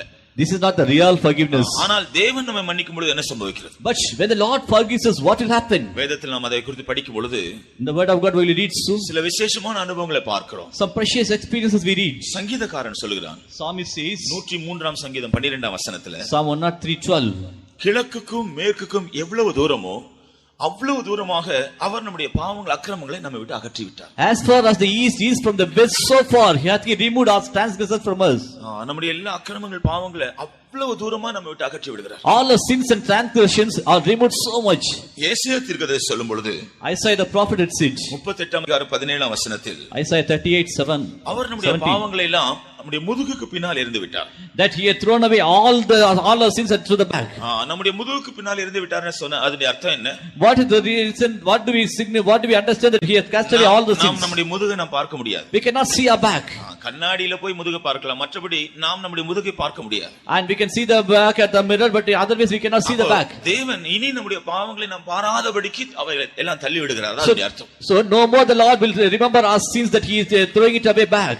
ஏசாயா 43ஆம் அதிகாரம் 25ஆம் வசனத்தில் என்ன சொல்றார்? Isaiah 43:25, அவர் நம்முடைய பாவங்களை நம்முடைய அக்கிரமங்களை எல்லாம் குலைத்து விடுகிறாராம், அவைகளை இனி நினைப்பதில்லையா.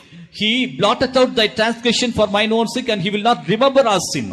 நாம எப்படி ஒரு பேப்பர்ல எழுதி வேணாம்னா அதை blot out பண்ணிடுறோம், அது போல நம்முடைய எல்லா குற்றம் குறைகளை ஆண்டவர் blot out பண்ணிடுறார். Sometimes we write it on the paper and we throw it away. In that same way the Lord also blotteth our transgressions. நாம திருப்பி நினைவு கூறுவோம், ஆனா ஆண்டவர் சொல்றார் நான் அதை நினைக்க மாட்டேன். But we do remember the sins, but he will never remember it. கர்த்தருக்கு ஸ்தோத்திரம். Praise the Lord. ஏசாயா 44ஆம் அதிகாரம் 22ஆம் வசனத்தில் அதை குறித்து படிக்கும் பொழுது, Isaiah 44th chapter the 22nd verse, நம்முடைய பாவங்களும் நம்முடைய அக்கிரமங்களும் மேகத்தை போலவும் கார் மேகத்தை போலவும் நம்மை விட்டு அகற்றி போடுகிறார். and all our sins and transgressions are removed as the clouds.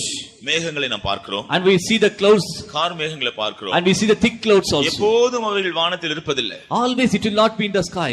மேகங்கள் இருக்கும், சில வேளையில் அவைகள் அப்படியே காற்றினால் அடித்துக் கொண்டு போகும். Sometimes there may be some clouds, but by the wind it will be driven out. அல்லது மழை வந்தால் மேகம் கரைந்து போகும். And sometimes if the rain comes, then the clouds will go off. அதே போல தேவன் நம்முடைய பாவங்களை எல்லாம் தள்ளி விடுகிறார். In the same way the Lord God is blotting out all our sins. கர்த்தருக்கு ஸ்தோத்திரம். Praise the Lord. இனி எரேமியா தீர்க்கதரிசி சொல்றதை பார்க்கும் பொழுது, again Jeremiah the prophet said, எரேமியா 31ஆம் அதிகாரம் 34ஆம் வசனத்தில், Jeremiah 31st chapter 34th verse, அவர் நம்முடைய எல்லா மீறுதல்களை மன்னிக்கிறாராம், அவைகளை திரும்பி நினைப்பதில்லையா. and he forgives all our iniquities. He will remember it no more. கர்த்தருக்கு ஸ்தோத்திரம். Praise the Lord. ஆண்டவர் மன்னித்தால் மறுபடியும் அவைகளை நினைவு கூறுதலை மறந்து விடுகிறார். If the Lord forgives it, again he will never remember it. He will forget it. எரேமியா 50ஆம் அதிகாரம் 20ஆம் வசனத்தை நான் படிக்கும் பொழுது Jeremiah 50 chapter 20th verse. நம்முடைய குற்றங்களையும் நம்முடைய பாவங்களையும் நம்முடைய அக்கிரமங்களையும் அவர் மன்னிக்கும் பொழுது When the Lord forgives our sins and transgressions, நாம் அவைகளை மறுபடியும் தேடி பார்த்தாலும் அவைகளை கண்டுபிடிக்க முடியாது. even though we may seek after it, we cannot find it out. தேடி பார்த்தாலும் நாம் அதை கண்டுபிடிக்க கூடாத அளவுக்கு அவைகளை மன்னித்து விடுகிறார். Even though we may seek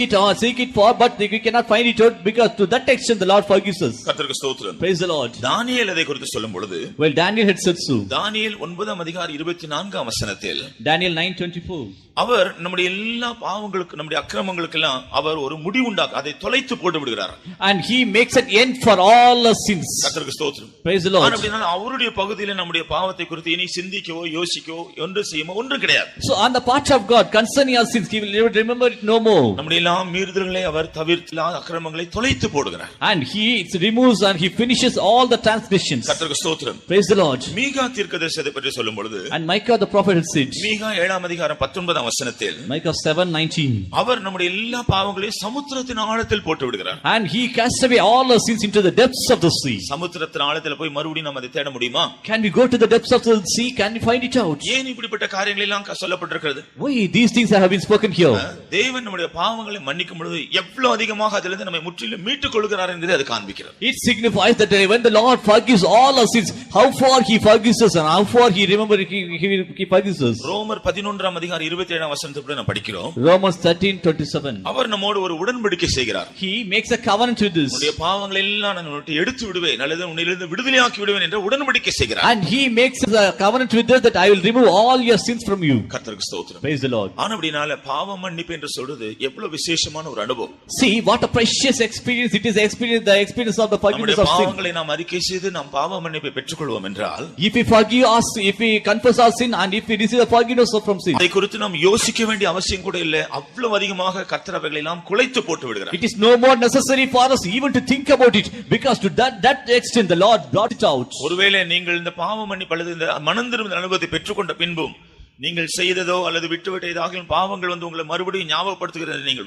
நீங்கள் அப்படிப்பட்ட ஒரு தொந்தரவு இருக்கும் என்றால், after having the experience of repentance, and if you do remember, or if the sins which are done by you again it gives trouble to you, ஒரு காரியத்தை நீங்கள் சிந்தித்து பார்க்க வேண்டும். one thing that you must think about, உண்மையாக உங்களுடைய எல்லா பாவங்களையும் அறிக்கை செய்தீர்களா என்று நீங்கள் சோதித்து பார்க்க வேண்டும். and you must analyze yourself whether when the time of salvation you have committed all your sins. ஒருவேளை ஏதாகலும் மறந்து போயிருந்தால் அல்லது சொல்லாமல் இருந்தால் அந்த வேளையிலே அவைகளை எல்லாம் மறுபடி கர்த்தருடைய சமூகத்தில் அறிக்கை செய்து விட்டு விடலாம். Sometimes you might have forgotten some of the things, and at that time you can say all these things. கர்த்தருக்கு ஸ்தோத்திரம். Praise the Lord. நாம் அப்படி நன்றாக அறிக்கை செய்த நிச்சயம் நமக்கு இருக்கும் என்றால், if we are very sure that after a proper confession, மறுபடியுமாக நாம் செய்த பாவங்கள் மற்ற காரியங்கள் நமக்கு ஞாபகம் வந்தா பயப்பட வேண்டிய அவசியம் இல்லை. and even though we may remember some of the old sins, it is not necessary for us to fear. அது ஒரு பிசாசுடைய வஞ்சனை. And it is a deceitfulness of the devil. இயேசு சொன்னார், அவன் பொய்யனும் பொய்க்கு பிதாவுமாய் இருக்கிறான். Jesus said he is a liar and he is the father of liars. அவன் சொல்ல உன்னுடைய பாவங்கள் மன்னிக்கப்படவில்லை.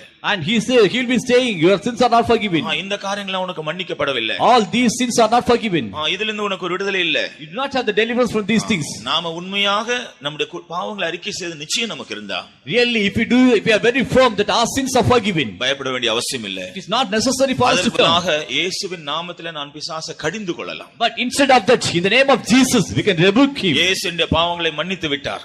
Jesus had forgiven my sins. அவைகளை குலைத்து போட்டு விட்டார். and he had blotted it out. சமுத்திரத்தின் ஆழத்தில் போட்டு விட்டார். he had thrown it at the depths of the sea. முதுகுக்கு பின்னாலே எறிந்து விட்டார். he had thrown it at the back. அவர் இனி அதை நினைக்க மாட்டேன் என்று சொல்லியிருக்கிறார். and he said I will remember it no more. உனக்கு என்ன அதிகாரம் அதையெல்லாம் கொண்டு வர? what's the power that you do have to bring it again? இயேசுவின் நாமத்தில் உன்னை கடிந்து கொள்கிறேன் என்று சொல்லி நாம் உன்னை கடிந்து கொள்ளலாம். and we can rebuke the devil by the name of Jesus. I rebuke you. தொடர்ந்து கொஞ்ச நாட்கள் அதை செய்து பாருங்கள், அதன் பின்பு அந்த பிரச்சனையே இருக்காது. and continuously you do so, again you will not have any problems with it. கர்த்தருக்கு ஸ்தோத்திரம். praise the Lord. அப்படினால ரட்சணிய நாள், இந்த ரட்சிப்பின் அனுபவத்தில் 7 படிகள். முதலாவது படி மனம் திரும்புதல். so in the salvation there are 7 steps, and the first step is as a forgiveness of sin. கர்த்தருக்கு ஸ்தோத்திரம். praise the Lord. இந்த மனம் திரும்புதல் நிமித்தமாக நம்முடைய பாவங்கள் மன்னிக்கப்படுகிறது. and in the repentance our sins are forgiven. அடுத்தபடி second step, ஞானஸ்நானம். water baptism. இன்னைக்கு கிறிஸ்தவ சபைகளிலே வழக்கத்தின்படி பாரம்பரியத்தின்படி பல ஞானஸ்நான அனுபவங்கள் உள்ளன. today in the Christian churches, according to some tradition that they do follow, there are are some baptisms. நான் ஏற்கனவே சொன்னது போல பாரம்பரியங்கள் நம்மை விடுதலையாக்காது. As I have told you already, the traditions will never deliver us. சத்தியம் தான் நம்மை விடுதலையாக்கும். Only the truth shall set us free. நம்முடைய பழைய பூர்வீக பாரம்பரியங்கள் நமக்கு எந்த மீட்பையும் தராது. All our ancient traditions will never give us any redemption. இயேசு கிறிஸ்து தான் நமக்கு மீட்பை தர முடியும். Only Jesus can give us the redemption. அப்படினால நாம் ஞானஸ்நானம் எடுத்திருக்கிறோமா என்பது முதலாவது கவனிக்க வேண்டும். So first of all, we must analyze whether we have taken the baptism or not. ஒருவேளை நாம் ஞானஸ்நானம் எடுத்திருந்தால் நாம் எடுத்த ஞானஸ்நானம் உண்மையான ஞானஸ்நானமா? Sometimes even though we might have taken the water baptism, we must understand whether it is a true one. வேதத்துல நாம் படிக்கிறோம் ஒரே ஒரு ஞானஸ்நானம் உண்டு. In the word of God, only one baptism is ஒரு mentioned. ஞானஸ்நானம் சொல்றதுனால நாம் தவறாக ஞானஸ்நானம் எடுத்தது அந்த ஞானஸ்நானத்துல சேராது. So as it is mentioned here as one baptism, if you have taken the baptism in a wrong way, we cannot come to the conclusion that it is the wrong one. சத்தியம் தெரியாமல் 10 முறை ஞானஸ்நானம் எடுத்திருந்தாலும் அது அந்த ஒரே ஞானஸ்நானத்தில் வந்து சேராது. Without understanding the proper truth of God, if you have taken the baptism 10 times, we cannot say it is a good baptism. வேதவசனத்துல ஞானஸ்நானம் பெற்றவருடைய சில அனுபவங்களை குறித்து படிக்கும் பொழுது, and when we read about some of the experiences of the baptized persons, Pentecost நாளில் தேவனுடைய வசனத்தை ஏற்றுக்கொண்டவர்கள் தான் ஞானஸ்நானம் எடுக்க முன் வந்தார்கள். on the day of Pentecost, those who received the salvation, they came forward to take baptism. தேவனுடைய வசனத்தை ஏற்றுக்கொண்டவர்கள், those who accepted the word of God, உண்மையாக சத்தியம் என்று விளங்கி சத்தியத்தை ஏற்றுக்கொண்டவர்கள் தான் ஞானஸ்நானம் எடுக்க முன் வந்தார்கள். those who understood that it is the real truth of God, and they only came forward to be baptized with the water. யோவான் ஞானஸ்நானம் கொடுத்த பொழுது, while John the Baptist was giving the baptism, அவரிடத்தில் ஞானஸ்நானம் எடுக்க வந்தவர்கள் எல்லாம் தங்களுடைய பாவங்களை அறிக்கை செய்து ஞானஸ்நானம் பெற்றார்கள். and those who came to John the Baptist to be baptized of him, they confessed their sins and they were baptized. அப்ப நாம சத்தியத்தை ஏற்றுக்கொண்டு ஞானஸ்நானம் பெற்றிருக்கிறோமா? Well, so have we accepted the truth and have we taken the baptism? ஞானஸ்நானம் பெறுவதற்கு முன்பாக நம்முடைய பாவங்களை எல்லாம் அறிக்கை செய்து ஞானஸ்நானம் பெற்றிருக்கிறோமா? Before taking water baptism, have we confessed our sins? நாம அப்போஸ்தலர் நடவடிக்கைகளை நாம் படிக்கும் பொழுது, when we read Acts of the Apostles, பிலிப்பு என்கிறதான ஒரு சுவிசேஷகனை கர்த்தர் ஒரு மந்திரியின் இடத்தில் அனுப்பினார். the evangelist Philip was sent to a minister. அவன் வேத வசனத்தை கேட்கும் பொழுது உணர்த்தப்பட்டான். and while he heard the words of God, he was pricked in his heart. அப்பொழுது அவன் சொல்லுகிறான், இதோ தண்ணீர் இருக்கிறதே, நான் ஞானஸ்நானம் பெற தடை என்ன? so then he said, here is water, what is the thing which is forbidding me to take baptism? அதற்கு முன்பு அவனுக்கு அதை பற்றி தெரியாது. and before that he was not knowing about it. ஆனா வேத வசனத்தின் மூலம் உணர்த்தப்பட்ட பொழுது ஞானஸ்நானம் பெற வேண்டியது அவசியம் என்று அறிந்து கீழ்ப்படிந்தான். but while he understood by the word of God, then he obeyed to the water baptism. ஆகையால சத்தியத்தின் மூலமாக தங்களுடைய உண்மையான நிலவரங்களை உணர்த்தப்பட்டு தேவனுக்கு கீழ்ப்படிய வேண்டும் என்ற வெளிப்படுத்தலை பெற்றுக்கொள்கிறவர்கள் தான் ஞானஸ்நானம் பெற வேண்டும். so those who have the revelation that really the water baptism is necessary for them by the truth of word of God, they only can take the baptism. Pentecost நாளில் பேதுரு சுவிசேஷத்தை பேசின பொழுது, on the day of Pentecost, while Peter was speaking about the ஒரு கூட்டம் ஜனங்கள் வந்து, சகோதரரே நாங்கள் என்ன செய்ய வேண்டும் என்று கேட்டார்கள். one group of people, they came, oh brothers, what should we do? அப்பொழுது அவர் சொன்னார், நீங்கள் மனம் திரும்ப வேண்டும். and he said, repent. அதன் பின்பு ஞானஸ்நானம் பெற. after that you take the water baptism. அப்படினால மனம் திரும்புதல் அனுபவம் அல்லது பாவ மன்னிப்பின் நிச்சயம் இல்லாமல் ஞானஸ்நானம் பெறுவது சரியில்லை. so without the repentance, experience of repentance, without the sureness of the forgiveness of sin, there is no use in taking baptism. கர்த்தருக்கு ஸ்தோத்திரம். praise the Lord. கர்த்தராகிய இயேசு கிறிஸ்து ஞானஸ்நானத்தை குறித்து பேசி இருக்கிறார். the Lord Jesus himself had spoken about the water baptism. விசுவாசம் உள்ளவனாகி ஞானஸ்நானம் பெற்றவன் ரட்சிக்கப்படுவான். he that believeth and believes, so he only will be saved. ஒரு நம்ம சத்தியத்தை அறிந்து ஆண்டவராக இயேசு கிறிஸ்துவை விசுவாசித்து நாம் ஞானஸ்நானம் பெறாவிட்டால் நாம் பெறுகிற ஞானஸ்நானம் சரியான ஞானஸ்நானம் அல்ல. so if we do not know the real truth of God, and even though we may take the baptism, it is not the real baptism. கர்த்தருக்கு ஸ்தோத்திரம். praise the Lord. ஞானஸ்நானம் எடுத்தவர்கள் சில அனுபவங்களோடு எடுத்திருக்கிறார்கள். so those who have taken the baptism with some of the experiences that they have taken the baptism, உண்மையான ஒரு மனம் திரும்புதல் இருக்க வேண்டும். there should be a real repentance. பாவங்களை அறிக்கை செய்திருக்க வேண்டும். they should have confessed their sins. சத்தியத்தை விசுவாசிக்க வேண்டும். they should believe the gospel. கர்த்தர் மேல் விசுவாசம் உள்ளவர்களாக இருக்க வேண்டும். they should believe the truth and they should believe God, Lord also. அவர்கள் முழுமையாக கர்த்தருக்கு கீழ்ப்படிகிறவர்களாக இருக்க வேண்டும். completely they should be able to obey God. அது மாத்திரமல்ல, not only that, தேவன் திருத்துவர். God is triune. அப்படினால திருத்துவ தேவன் மேல் உள்ள விசுவாசத்தில் தான் ஞானஸ்நானம் பெற வேண்டும். so upon the faith of triune God, that he should take the baptism. இன்றைய கிறிஸ்தவ உலகத்திலே தேவன் திருத்துவர் என்கிறதை விசுவாசிக்காத சிலர் உண்டு. today even in the Christian world there are many those who do not believe the triune God. நாம் அப்படிப்பட்ட ஞானஸ்நானம் எடுத்தா வேதத்தில் சொல்லப்பட்ட உண்மையான ஞானஸ்நானத்தை நாம் பெறவில்லை. so if we are also taking that type of baptism, then it is the meaning that we have not taken the real baptism which is mentioned in the Bible. அடுத்தபடியாக இயேசு கிறிஸ்து நமக்கு ஒரு முன்மாதிரி காண்பிக்கும்படி அவர் தண்ணீரில் முழுகி ஞானஸ்நானம் ஞானஸ்நானம் எடுத்தார். Nextly, to be a foremodel to us, Jesus Christ had immersed into the water and taken the baptism. நாமும் தண்ணீரில் முழுகி ஞானஸ்நானம் வேண்டும். ஏனென்றால் பேப்டிசம் என்ற மூல பதத்தினுடைய கருத்தே முழுகுதல் என்ற அர்த்தம். Because the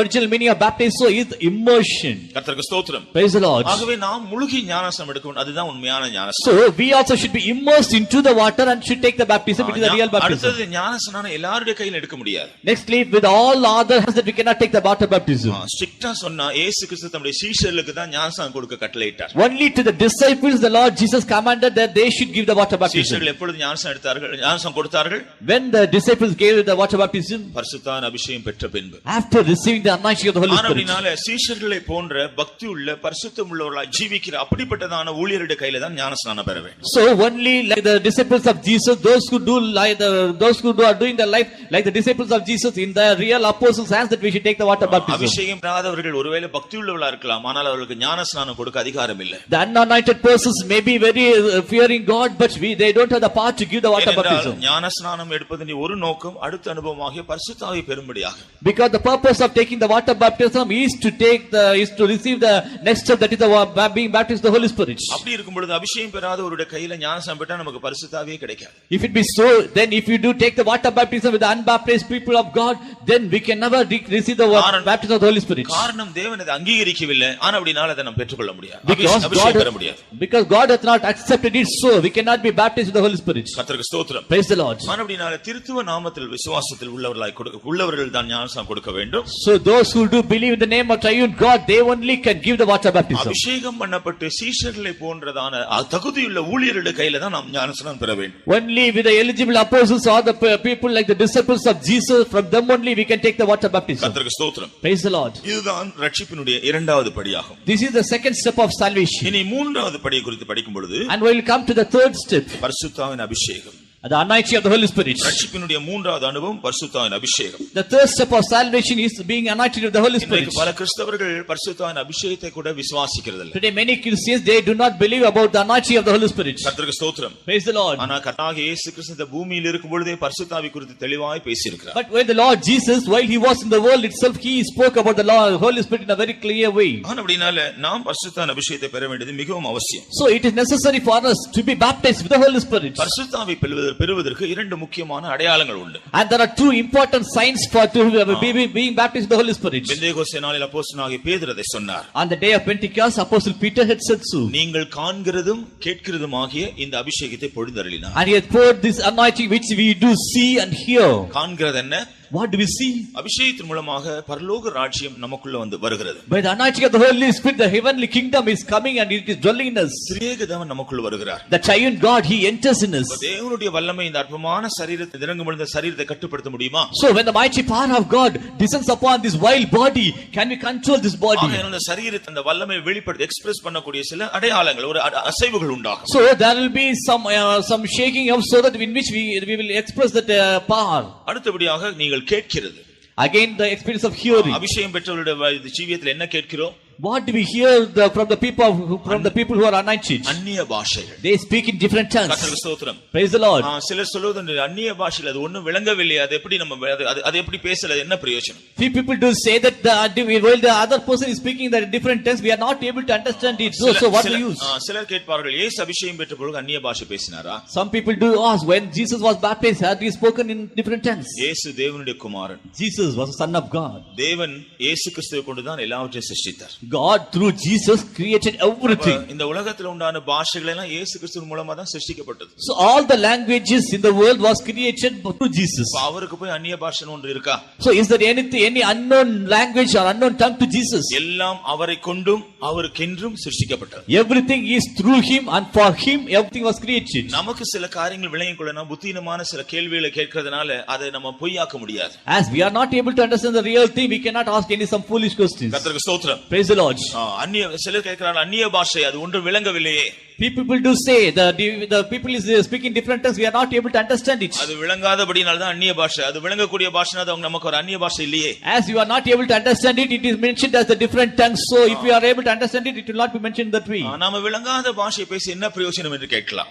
We may ask, if we speak in different tongues which we are not able to understand, what is the use? ஆனா வேதத்தில் நாம் பார்க்கிறோம். But we read from the word of God. அந்நிய பாஷை பேசுகிறதுனால நமக்கு சில அனுபவங்கள் உண்டு.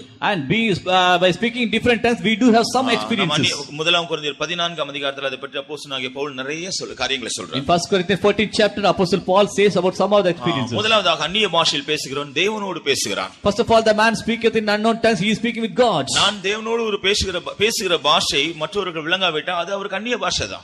If I speak in an unknown tongue to God, if the other man is not able to understand it, it is an unknown tongue to him. அந்நிய பாஷையில் பேசுகிறவன் தேவனிடத்தில் ரகசியங்களை பேசுகிறான். He that speaketh in unknown tongue, he speaketh mysteries unto God. நாம் ஒரு இடத்தில் ரகசியத்தை பேசுகிறதை மற்றவர்கள் கேட்க முடியாது, கேட்க கூடாது. And if it is a mystery, if it speak, others should not hear it. அந்நிய பாஷையில் பேசுகிறவன் தனக்கு பக்தி விருத்தி உண்டாக முடியாது பேசுகிறான். He that speaketh in unknown tongue, that he edifieth himself. கர்த்தருக்கு ஸ்தோத்திரம். Praise the Lord. அப்ப அவர்கள் அந்நிய பாஷை பேசும்போது ஒரு விளங்காமல் இருந்தாலும் அவர்களுக்குள்ள ஒரு பக்தி விருத்தி உண்டாகிறதை நாம் பார்க்கிறோம். So even though they may not be able to understand the different tongue which they do speak, but it gives them edification. அது மாத்திரமல்ல அந்நிய பாஷை பேசும்பொழுது நமக்குள்ள ஒரு இளைப்பாறுதல் உண்டாகிறது என்று நாம் வேதத்தில் படிக்கிறோம். Not only that, while we do speak in different tongues, that we do have a rest in us. பழைய ஏற்பாட்டிலே தீர்க்கதரிசி மூலமாக கர்த்தர் அதை உரைத்திருக்கிறார். In the period of Old Testament period, through the prophet, the Lord God has said so. அரியாச உதடுகளாலும் அந்நிய பாஷைகளாலும் இந்த ஜனத்தோடு பேசுவார். With unknown tongue and stammering lips, that I will speak with my people. இதுவே உங்களுக்கு இளைப்பாறுதல். This is the rest. அப்ப அந்நிய பாஷையில் பேசும்போது நமக்கு ஒரு இளைப்பாறுதல் உண்டாகிறது. So while we speak in different tongues, we have some rest in us. கர்த்தருக்கு ஸ்தோத்திரம். Praise the Lord. அது மாத்திரமல்ல அந்நிய பாஷையில பேசும்போது நாம் உயிர்ப்பிக்கப்படுகிறோம். Not only that, while we do speak in tongues, we are quickened.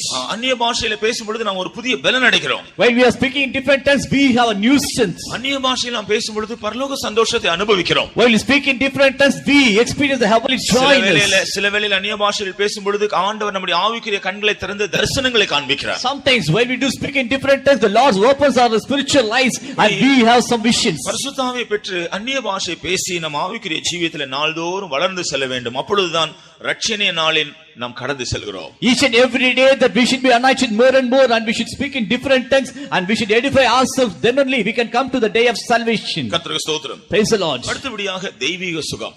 Nextly, the divine healing. ரட்சிப்பினுடைய அடுத்த படி தெய்வீக சுகம். The next step of salvation is the divine healing. சில வேளையில ஞானஸ்நானம் எடுத்த மூன்றாவது அனுபவமாக கூட தெய்வீக சுகத்தை நாம் சொல்லலாம். Sometimes after we taking the water baptism, it is the third step. கர்த்தருக்கு ஸ்தோத்திரம். Third experience. Praise the Lord. தெய்வீக சுக சத்தியம் கிறிஸ்தவர்களுக்கு ஒரு பெரிய கேள்விக்குறியாக இருக்கிறது. The doctrine of divine healing is a great question to the Christians now. மூன்று விதத்துல வியாதிப்படுற ஒரு மனுஷன் சுகம் அடைய முடியும். And a man, if he is sick, in three different ways he can be healed. ஒன்று இயற்கையாகவே சுகம் அடைவது. One, by a natural way he can be healed. சில சுகவீனங்கள் வியாதிகள் வரும்பொழுது நாம் சற்று ஓய்வு எடுத்தால் அல்லது நமக்கு நம்முடைய ஆகாரம் ஒரு டயட்ல இருந்தா கொஞ்சம் நல்ல சுகமாயிரும். Sometimes if we are sick, then if we are controlling our diet and if we take some rest, naturally we can be healed. நாம் இயற்கையாக சுகம் அடைகிறோம். And we receive the natural healing. இரண்டாவதாக medical healing. Secondly, to the medicine that we are healed. இந்த நாட்டில் அநேகர் செல்றது போல மருத்துவர் இடத்துல போய் அல்லது ஆஸ்பத்திரியில போய் அவர்கள் அதற்குரிய சிகிச்சை செய்து சுகமடைகிறார்கள். And they go to the doctors and hospitals and they do some take meditation, so by medication, so by that they are healed. மூன்றாவதாக தெய்வீக சுகம். Thirdly, the divine healing. கர்த்தருக்கு ஸ்தோத்திரம். Praise the Lord. தேவனுடைய பிள்ளைகளை பொறுத்தவரையில concerning the children of God, அவர்களுக்கு வியாதி வருவதற்கு ஒரு காரணம் உண்டு. That's the reason for them to be sick. கர்த்தருக்கு ஸ்தோத்திரம். Praise the Lord. ஏனென்றால் நம்முடைய ஆண்டவர் நம்முடைய பாவங்களை நம்ம கழுவி நம்மை ரட்சித்திருப்பார் என்றால், because if the Lord Jesus had forgiven washed away all our sins, and if we are forgiven, ரட்சிக்கப்பட்டபடினால் நம்ம அவருடைய பிள்ளைகளாய் மாறி இருப்போம் என்றால், as we are saved, as we have become the children of God, அதன் பின்பு நம்முடைய சரீர பிரகாரமாகவும் உலக பிரகாரம் நமக்கு சம்பவிக்கிற எல்லா காரியங்களுக்கும் கர்த்தர் பொறுப்பா இருக்கிறார். After that, whatever comes in the physical world or the spiritual things, only the Lord God is the reason for that. ஒரு உண்மையான கமிட்டட் கிறிஸ்டியன், ஒப்பு கொடுத்திருக்கிற கிறிஸ்தவ மனுஷனுடைய வாழ்க்கையினுடைய ஜீவியத்தில் வாழ்க்கையில் நடக்கிற எல்லா சம்பவங்கள் தேவனோடு சம்பந்தப்பட்டவைகள். All the things in a life of a committed Christian, everything in his life, it is with the reason of the Lord only. இந்த உலகத்துல தேவ பக்தி அற்றவர்கள் உண்டு. In this world there are ungodly people. கடவுள் நம்பிக்கை இல்லாதவர்கள் உண்டு. They do not have the hope on God. சில மார்க்கங்கள் இருந்தாலும் அவருடைய வாழ்க்கையை பற்றிய குறிக்கோள் இல்லாத பலர் உண்டு. Even though they may have some ways to follow, but they will not have any purpose in their life. இப்படிப்பட்டவர்கள் வியாதி வரும்பொழுது அவர்களுக்கும் கடவுளுக்கும் சம்பந்தம் இல்லை. ஆனபடினால அவர்களுக்கு மருத்துவ வைத்தியம் அவசியம்தான். Such people, as they do not have any relationship between God, so it is necessary for them to have the medicines. ஏதாவது ஒரு பரிகாரம் செய்ய வேண்டாமா? Should they not do any remedy for that? அவர்களுக்கு கடவுளுக்கு சம்பந்தம் இல்லை. அப்ப வேற வழியில போக வேண்டியது. அதனால மருத்துவ ரீதியில போய் சுகமடையலாம். Because they do not have any connection with God or any relationship with God, so they go to the medicine and they are healed there. அவர்களுடைய விஷயத்துல அது தவறல்ல. In their things it is not a wrong one. ஆனால் தேவனுடைய பிள்ளைகளை பொறுத்தவரையில், But concerning the children of God, நாம ரட்சிக்கப்பட்டு சரியான தேவனுடைய பிள்ளையாய் மாறின பின்பு, and after being saved and after becoming a proper child of God, ஒருவேளை ஞானஸ்நானம் பெற்ற பின்பு, after taking the water baptism, பரிசுத்த அபிஷேகத்தை பெற்ற பின்பு, being anointed with the Holy Spirit, நம்முடைய ஆவி ஆத்துமா சரீரம் ஆண்டவருக்கு சொந்தமாய் மாறிவிடுகிறது. our body, soul and spirit now it belongeth unto God. ஏனென்றால் முதலாவதாக அவர் நம்மை சிருஷ்டித்தார். ஆனபடினால நம்ம அவருக்கு சொந்தம். Why? First of all, he had created us, so we belong to God. இரண்டாவதாக சிலுவையில் அவர் விலையேற பெற்ற ரத்தத்தை கிரயமாக செலுத்தி நம்ம ஒவ்வொருவரையும் விலைக்கு வாங்கி இருக்கிறார். ஆனபடினால நம்ம அவருக்கு சொந்தம். Secondly, he shed his precious blood upon the cross and he purchased every one of us with a great price. மூன்றாவதாக அவர் மேன்மையான சத்தியத்தை நமக்கு வெளிப்படுத்தி அவருக்காக மீட்டுக் கொண்டிருக்கிறார். ஆகவே நாம் அவருக்கு சொந்தம். So precious doctrine that he hath revealed us and he hath redeemed us, so we belong to him. பரிசுத்தாவினாலே நம்மை அபிஷேகம் பண்ணி அவருடைய ஆலயமாய் மாற்றி இருக்கிறார். ஆகவே நாம் அவருக்கு சொந்தம். So by the anointing of the Holy Spirit that he hath anointed us, now we are changed as the temple of God, so we belong to God. விதமாக தேவனுக்கு சொந்தமான பின்பு நம்முடைய ஜீவியத்தில் நடக்கிற எல்லா நன்மைகள் தீமைகள் தேவனை அறியாமல் நடக்கிறதில்லை. So now we have become we do belong to God, so whatever the evil or good thing whichever comes in our life, without the knowledge of God nothing will happen. அப்படி இருக்கும் பொழுது நமக்கு ஒரு வியாதி வந்தா அதுக்கு ஒரு காரணம் உண்டு. So if it be so, if we are falling sick, there is a reason for that.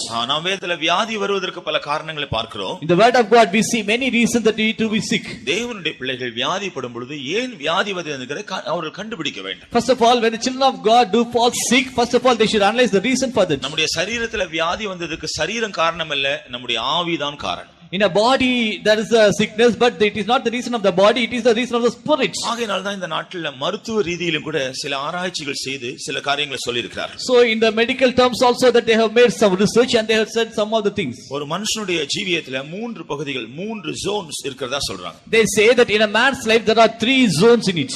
ஒன்று கழுத்து பகுதி, neck zone. First of all is the neck zone. இரண்டாவதாக இருதய பகுதி, chest or chest zone. Secondly the chest zone. மூன்றாவதாக வயிற்று பகுதி, intestine zone. Thirdly the intestine stomach zone. zone, stomach zone. Or stomach zone. கர்த்தருக்கு ஸ்தோத்திரம். Praise the Lord. ஒரு மனுஷனுக்கு வியாதி வருவதற்கு இந்த மூன்று பகுதிகளில் ஏதாவது பாதிக்கப்பட்டிருந்தா அதுதான் காரணம் என்று மருத்துவர்கள் சொல்கிறார். If a man is sick, then in one of these 3 parts the man will have some of the disease. It is the reason that he is sick. neck zone எடுத்துக்கொள்வோம். And take for example neck zone. இது நம்முடைய stubborn nature காண்பிக்கிறது. It reveals our stubborn nature. சிலருக்கு யார் சொன்னாலும் அவருடைய அபிப்பிராயத்தை மாற்ற முடியாது. For few people, if whatever other people may give them counsel, but they will not change their opinion. அவர்கள் சில தவறான முடிவுல இருப்பார்கள். யார் சொன்னாலும் அதை மாற்றிக் கொள்ளவே மாட்டார்கள். They might have taken some wrong decisions, but whatever may be the advice given by others, they will not accept it. சிலருக்கு இயற்கையாக ஒரு இசைந்து போகக்கூடிய தன்மை இருக்காது. எல்லாரும் தனக்கு ஏற்றபடி மாறணும்னு விரும்பார்களே, தங்களை மற்றவர்களுக்கு ஏற்றபடி மாற்ற மாட்டார். And some other people, they will not go along with the other people, but they will be thinking that others should come along with them. இவைகள் நிமித்தமாதான் மனநிலை பாதிக்கக்கூடிய பல வியாதிகள் வருகிறதாக மருத்துவர்கள் சொல்கிறார். So because of that only that their mind is affected, the doctors do say so. Depression, depression in mind, தூக்கமில்லாமை and sleeplessness. இப்படிப்பட்ட சில வியாதிகளுக்கெல்லாம் neck zone தான் காரணம் என்று சொல்றாங்க. And for this sickness the neck zone is the reason for that. அடுத்தபடியாக chest zone. Nextly the chest zone. அது நம்முடைய சுபாவத்தோடு சேர்ந்த பகுதி. It related with our nature. நம்முடைய இருதயத்துல கசப்புகள், வைராக்கியங்கள், கோபங்கள், பொறாமைகள் இப்படிப்பட்ட காரியங்கள் இருக்கும் பொழுது இருதய சம்பந்தமாய் பாதிக்கப்பட்ட வியாதிகள் வருகிறது. In the heart, if we do keep some of the bitterness or envy or anger or wrathiness, then we have the disease concerning with the heart. Blood pressure, and the blood pressure, heart failure, diabetics. இப்படிப்பட்ட காரியங்கள் எல்லாம் அந்த chest zone affect ஆனவங்களுக்கு வர வியாதிகள். These are the sickness which do come for the people those who are affected in their chest. மூன்றாவதாக stomach zone. Thirdly, the stomach zone. Stomach zone அதுவும் கூட அவருடைய ஜீவியத்துல சுபாவத்தின் அடிப்படையில காணப்படுகிறது. It is also because of the nature. கர்த்தருக்கு ஸ்தோத்திரம். Praise the Lord. அப்படினால stomach ஜோன்ல பாதிக்கப்படுறவர்களுக்கு தான் அல்சர்ஸ் வருகிறது, ஸ்கின் டிசீஸ், இப்படிப்பட்ட காரியங்கள். Skin disease and ulcer do come for the people those who are affected in the stomach. ஒரு விதத்துல ஸ்டமக் ஜோன் என்று சொன்னாலும், Even though we call it as a stomach zone, அதுவும் கூட இருதயத்தை தான் காண்பிக்கிறது. it also signifies a heart. அதாவது ஒரு மனுஷன் அதிகமாக பெருந்திண்டி உள்ள மனுஷன் என்ன ஆகாரம் புசித்தாலும் அவனுக்கு திருப்தி வருகிறது இல்லை. If a man that if he had a lust over the food, whatever may be the food he has, but he will not satisfy. சில வேளையில நமக்குள்ள தீர்க்கப்பட முடியாத சில விருப்பங்கள், வாஞ்சைகள் காணப்பட்டு கொண்டே இருக்கிறது, வியாதியாய் மாறுகிறது. So sometimes that we may too possess some unfulfilled desires in our life, so in the later life it may emerge out as a sickness. அப்படினால ஸ்டமக் பெல்லின்னு சொல்றது ஒரு விதத்துல நம்முடைய இருதயத்தை காண்பிக்கிறது. So the stomach or the belly signifies a heart. PNG Papua New கினில இருக்கிறதான அங்க அவர்களுக்கு அவருடைய பாஷை broken English. And the people in Papua New Guinea that they speak in broken English. அவருடைய லாங்குவேஜ் அதான். ஒவ்வொரு தேசத்துக்கு ஒரு பாஷை இருக்கிற போல அவருடைய பாஷையில broken English. As every nation do have their own language, Papua New Guinea that they have the broken language, English as the language. தேவன் நம்முடைய மத்தியில வந்திருக்கிறார் நாம சொல்றோம். And we say that God had come in our midst. அவங்க பாஷையில big man here. And in their language big man is. Big man here. பெரிய மனிதன் இங்கே இருக்கிறார். அது அப்படி அவருடைய பாஷை. அத போல இருதயத்துக்கு அவர்கள் பெல்லின்னு தான் சொல்லுவாங்க. So they call the chest also as belly. Give belly God. உன்னுடைய இருதயத்தை ஆண்டவருக்கு கொடு. Give belly to God. கர்த்தருக்கு ஸ்தோத்திரம். Praise the Lord. அப்படினால stomach என்று சொன்னா இருதயத்தோடு சம்பந்தப்பட்ட பகுதி. The stomach also related with chest. ஆகையினால தேவனுடைய பிள்ளைகளை பொறுத்தவரை வியாதி வரும் பொழுது இப்படிப்பட்ட சில காரியங்கள் பாதிக்கப்பட்டிருக்கு. So concerning the children of God, when they are sick, they might have been affected in some of these zones. இங்கே தான் வியாதியுடைய வேர் இருக்கு. Here only the root of the disease is. ஆனா நாம் என்ன செய்றோம்? But what do we see? வேர் எடுக்கிறது இல்ல. We are not taking a root, plucking out the root. மருத்துவ சிகிச்சை பெற்று மேல கிளையை தான் கிள்ளி போடுகிறோம். By taking the medicinal herb that we are taking up only the branches. மருத்துவரிடத்துல போனா அவர்கள் நம்முடைய ஆவியில இருக்கிற கஷ்டத்தை அவர்கள் விளங்கிக் கொள்ள மாட்டாங்க. If you go to the doctors, they cannot understand the real problem in our spirits.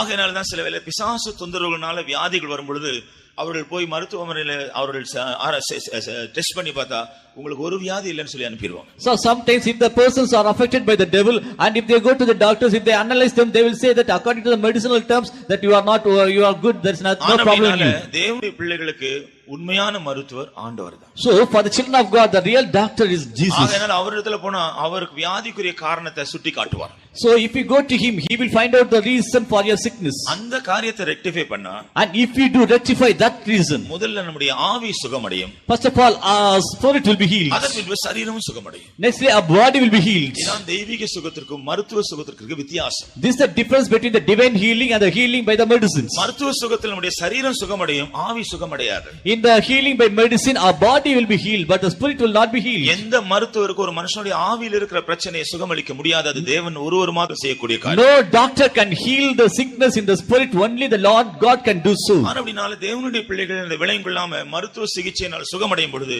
சரீரத்தில் சுகமடையும், அவர்கள் ஆவியிலே செத்துக் கொண்டே இருப்பார். So the children of God, when they do not understand this real matter, their body may be healed by medicinal use, but their soul or the spirit will not be healed. அதன் பின்பு அவருடைய ஆவிக்குரிய வாழ்க்கையில முன்னேறி சொல்றதுக்கு ரொம்ப struggle இருக்கும் அவர்களுக்கு. Then after that to go forward the spiritual life, it will be a very hard thing for them. காரணம் நல்மனசாட்சி போயிடும், அடிக்கடி அவருடைய மனசாட்சியில குத்திட்டே இருக்கும். அவர்களுக்கு அதை ஜீரணிக்கவும் முடியாது, சும்மா இருக்கவும் முடியாது. Because they might have lost their good conscience. After that they will not be able to bear the good evil conscience in them. அது மாத்திரம் இல்ல, தெய்வீக சுகத்தை நாம் கடைபிடிக்க வேண்டிய முக்கியமான ஒரு அவசியம் இருக்கு. And not only that, there is an important thing that we should observe the divine healing. நான் சொன்னேன், நாம நம்முடைய ஆவியாத்மா சரீரம் ஆண்டவருக்கு சொந்தம். I told you our body, soul and spirit belongs to God. இதிலே ஏதாவது ஒரு வரி காரியம் சம்பவிக்கும் பொழுது அவருடைய ஆலோசனை இல்லாமல், அவருடைய விருப்பம் இல்லாமல் நம்ம இந்த சரீரத்தை மிஸ்யூஸ் பண்ண முடியாது. So if anything comes in our body, soul or spirit, and without the knowledge of God, we cannot misuse this body. அப்படி நாம் செய்தா இந்த சரீரம் உயிர்த்தெழுதலின் வல்லமை இழந்து போயிடும். If we do so, then this body will lose the power of resurrection. நாம் விதைகளை பார்க்கிறோம், and we see the seeds. சில விதைகள் கெட்டு போயிருக்கும். Some of the seeds might have been rotten. நல்ல விதைகளோடு சேர்ந்து அவைகள் இருக்கலாம். And sometimes it may be along with the good seeds. ஆனால் அதை விதைத்தால் அது முளைத்தெழும்பார். But if we sow it in the land, it will not spring up. இதே போல இப்படிப்பட்ட காரியங்களால் நம்முடைய சரீரம் தீட்டுப்பட்டு விட்டா வருகையில இந்த சரீரம் உயிர்ப்பிக்கப்படாது அல்லது மறுரூபம் அடையாது. So by these things, if our body is defiled, then in the coming of the Lord Jesus, our body will not be redeemed, it will not be quickened. சத்தியம் தெரிகிற வரையிலும் நாம செஞ்சிருக்கிற இந்த காரியங்களுக்கு கர்த்தர் இரக்கம் செய்வார். But the Lord will show mercy till the time that we will come to know about the real truth of divine healing. தெரியாத வரையிலும், தெரிந்த பிறகு நாம் அதற்கு இடம் கொடுக்காவிட்டால் அதனுடைய பலனை நாம் அனுபவிக்குவோம். As far as you do not know the truth, then it doesn't matter, but after coming to know the real truth, then we should give account for that. அப்படினால தெய்வீக சுகத்தின் சத்தியத்தினால் நமக்கு ஒரு ரட்சிப்பு இருக்கு. So by the doctrine of divine healing, there is a salvation. ஐந்தாவதாக, Fifthly, பரிசுத்தான அபிஷேகம் பெற்ற பின்பு after receiving the Holy Spirit, நமக்கு ஒரு வேறுபாட்டின் ஜீவியம் தேவை. and we need a life of separation. இரண்டு காரியங்களை நாம் வேறு பிரிந்திருக்க வேண்டும். And in two things that we should be separated. ஒன்று ஜீவியத்தில் தாறுமாறாய் இருக்கிறவர்கள். First of all, the people who are perverse in their life. மற்றொன்று சத்தியத்தில் விபரீதமாய் ஜீவிக்கிறவர்கள். Secondly, the perverseness in the doctrine. கர்த்தருக்கு ஸ்தோத்திரம். Praise the Lord. ஜீவியத்தில் தாறுமாறு என்று சொல்லும் பொழுது, And when we say that they are perverse in their life, signifies சத்தியத்தை அறிந்திருப்பார்கள், they might have been knowing the truth. பெந்தேகோஸ்தேக்காரராய் இருப்பார்கள், They may be the Pentecostal Christians, அவர்களுக்கு ஒரு முன்மாதிரியான ஜீவியம் இருக்காது. but they may not lead a form a model life. மற்றவர்கள் குற்றப்படுத்தக்கூடிய அநேக குற்றம் குறைகளோடு ஜீவிப்பார்கள். They will be leading their life by they will have many spots or many things to be blamed in their life. அதை பற்றி அவர்களுக்கு ஒன்றும் உணர்வு இருக்காது. But they will not have any understanding about it. அதை பற்றி கவலைப்பட மாட்டார்கள். They will not worry about it. இப்படிப்பட்டவர்களோடு நாம் சேரும் பொழுது, And if we do mingle with such persons, நம்முடைய ஜீவன் உணர்வு இல்லாம தவறுகள் செய்தாலும் உணர்வு இல்லாம அப்படி மாறிவிடும்.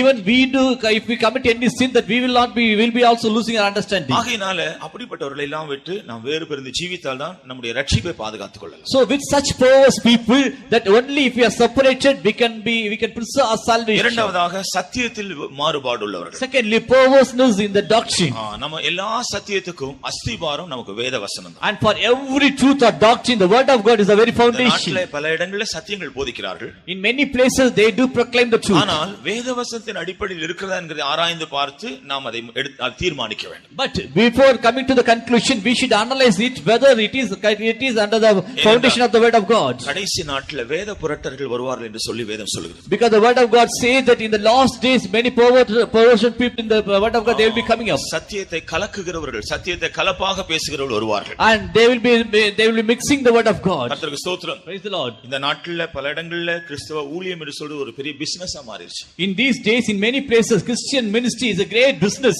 பலருடைய நோக்கம் தேவனுடைய ஜனங்கள் ஆதாயப்படுத்தப்பட்டு பரலோக ராஜ்யத்திற்கு போக வேண்டும் என்பது அல்ல.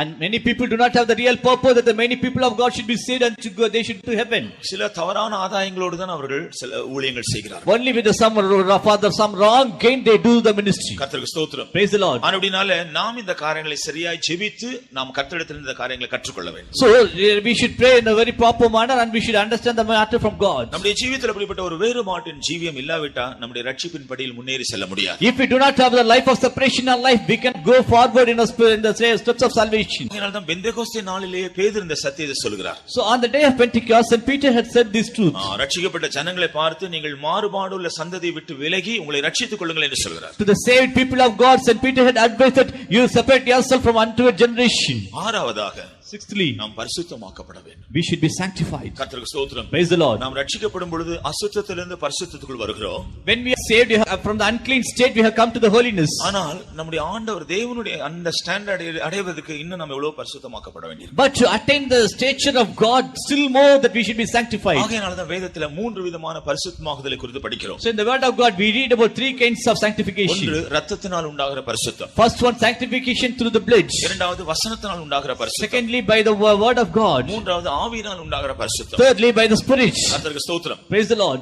கர்த்தராகிய இயேசு கிறிஸ்துவின் இரத்தத்தினுடைய வல்லமையை அதிகமாய் அறிய நம்முடைய இருதயத்தில் ஒரு பெரிய பரிசுத்தமாகுதல் வேலை நடக்கிறது. If you come to know the real power of the blood of Jesus, then there will be a great work of sanctification in our hearts. இரத்தத்தினால் உண்டாகிற பரிசுத்தத்தின் மூலமாக தான் நம்முடைய இருதயத்தை நாம் எப்போதும் சுத்த மனசாட்சியுள்ளவர்களாக பாதுகாக்க முடியும். Only by the sanctification through the blood of Christ, always we can keep our heart in a good position. இரத்தத்தினால் உண்டாகிற பரிசுத்தம் நஷ்டப்படும் பொழுது நம்முடைய இருதயம் பாதிக்கப்படும் அல்லது நல்மனசாட்சி கெட்டுப்போகும். If we lose the sanctification by the blood of Jesus, then we will be losing our good conscience. இரத்தத்தினால் உண்டாகிற பரிசுத்தம் என்ன செய்ய வேண்டும்? And in order to be sanctified by the blood, what should we do? அப்பொழுது நம்முடைய ஜீவியத்தில் வருகிற குறைகளை பற்றி உணரும் பொழுது உடனடியாக மனஸ்தாபப்பட்டு அறிக்கை செய்ய வேண்டும். உடனடியாக இரத்தம் வந்து நம்மை சுத்திகரிக்கிறது, நல்மனசாட்சி உண்டாகிறது. Then and there, if there is any fault in us, then immediately we should confess it. Immediately the blood of the Lord Jesus will cleanse us. இரண்டாவதாக வசனத்தால் உண்டாகிற பரிசுத்தம். Secondly, sanctification by the word of God. கர்த்தருக்கு ஸ்தோத்திரம். Praise the Lord. வசனத்தால் உண்டாகிற பரிசுத்தத்தினால் நம்முடைய மனது சுத்தமாய் பாதுகாக்கப்படுகிறது. By sanctification by the word of God, our mind is preserved. ஏனென்றால் நாம் வசனத்தை அறிந்து சத்தியத்தை அறிந்து அதன் மூலமாய் சுத்திகரிக்கப்படுவது நம்முடைய மனது புதுப்பிக்கப்படுகிறது. When we come to know about the truth of God, then our mind is being renewed. நம்முடைய மனது புதுப்பிக்கப்பட்டு சுத்தமாக காணப்படும் பொழுது தேவனுடைய நோக்கத்தை மனதை சரியாய் விளங்கிக் கொண்டு அதற்கேற்ற ஒரு ஜீவியம் செய்யலாம். So if a mind is being renewed by the word of God, then immediately we will be knowing the will of God concerning us. சத்தியத்தை அறிந்தும் அதன்படி நாம் ஜீவிக்க தவறும் பொழுது நம்முடைய மனது பாதிக்கப்படுகிறது. தேவனுடைய மனதை விளங்கிக் கொள்ள முடியாது. தேவனுக்கேற்ற ஒரு ஜீவியம் செய்ய முடியாது. But after coming to know the truth, if we are not able to walk according to the truth of God, then we cannot understand the mind of God and we cannot walk according to the purpose of God. ஆவியினால் உண்டாகிற பரிசுத்தம். Sanctification by the Spirit of God. ஆவியினால் உண்டாகிற பரிசுத்தத்தினால் நம்முடைய சரீரம் பரிசுத்தமாக்கப்படுகிறது. And by the Spirit, sanctification through the Spirit, our body is being sanctified. பரிசுத்த ஆவியை தேவன் நமக்கு தந்த ஒரு முக்கியமான நோக்கம் இதயத்தையும் மனதையும் மாத்திரமல்ல சரீரத்தை மறுரூபப்படுத்தும்படியாக. The real purpose of the Holy Spirit is not only sanctify our body and mind, but it is also to sanctify body. ஆகையால் அப்போஸ்தலனாகிய பவுல் பிலிப்பியர் 3:21 சொல்றார். So in Philippians 3rd chapter 21st verse, and Paul says, பரிசுத்த ஆவியின் வல்லமையினால நம்முடைய அற்பமான சரீரம் மகிமையான சரீரமாய் மறுரூபமாக்கப்படுகிறது. So by the power of the Holy Spirit, our wild body is changed as a powerful body. அப்படி என்ன செய்யணும்?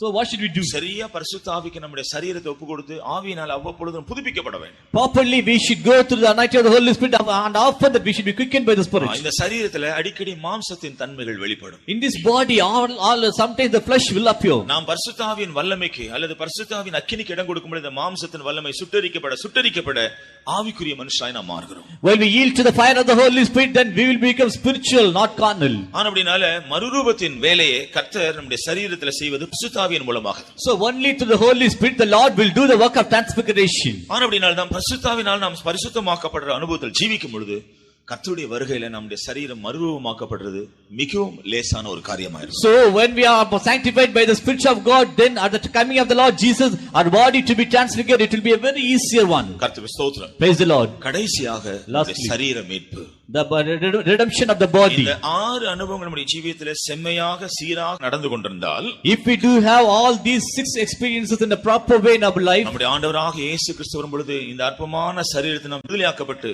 அவர் நம் ஒவ்வொருவருக்கும் வைத்திருக்கிற நம்முடைய ஆவிக்குரிய சரீரத்தை பெற்றுக்கொள்வோம். So when the Lord Jesus Christ comes, that we will be delivered from our vile body and everyone will receive our glorious and spiritual body. இந்த சரீரம் சாவுக்குரிய சரீரம்.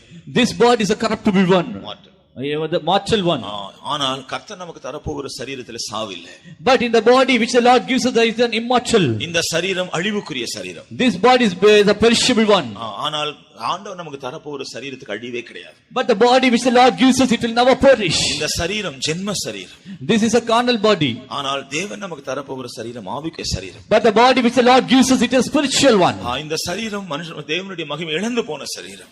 This body hath lost the glory of God. ஆனால் நாம் பெற்றுக்கொள்ள போகிற சரீரமோ தேவனுடைய மகிமையை பெற்றுக்கொண்ட சரீரம். But the body which shall receive hereafter, it is a glorious body. நம்ம அந்த கடைசி மீட்பை பெற்றுக்கொள்ளும் பொழுது அந்த விசேஷமான சரீரத்தை பெற்றுக்கொள்வோம். When we receive that last redemption, we will attain that lost body also. அதோடு நம்முடைய ரட்சிப்பின் பல அனுபவங்கள் முடிவடைகிறதுனால அந்த கடைசி அனுபவம் கடைசி ரட்சிப்பு என்று சொல்லப்படுகிறது. As all the steps of salvation comes to an end at the time, so we call it as a lost salvation. அப்படினால தான் இந்த அனுபவங்கள் ஒவ்வொரு அனுபவங்களும் நமக்கு ஒரு ரட்சிப்பு உண்டு.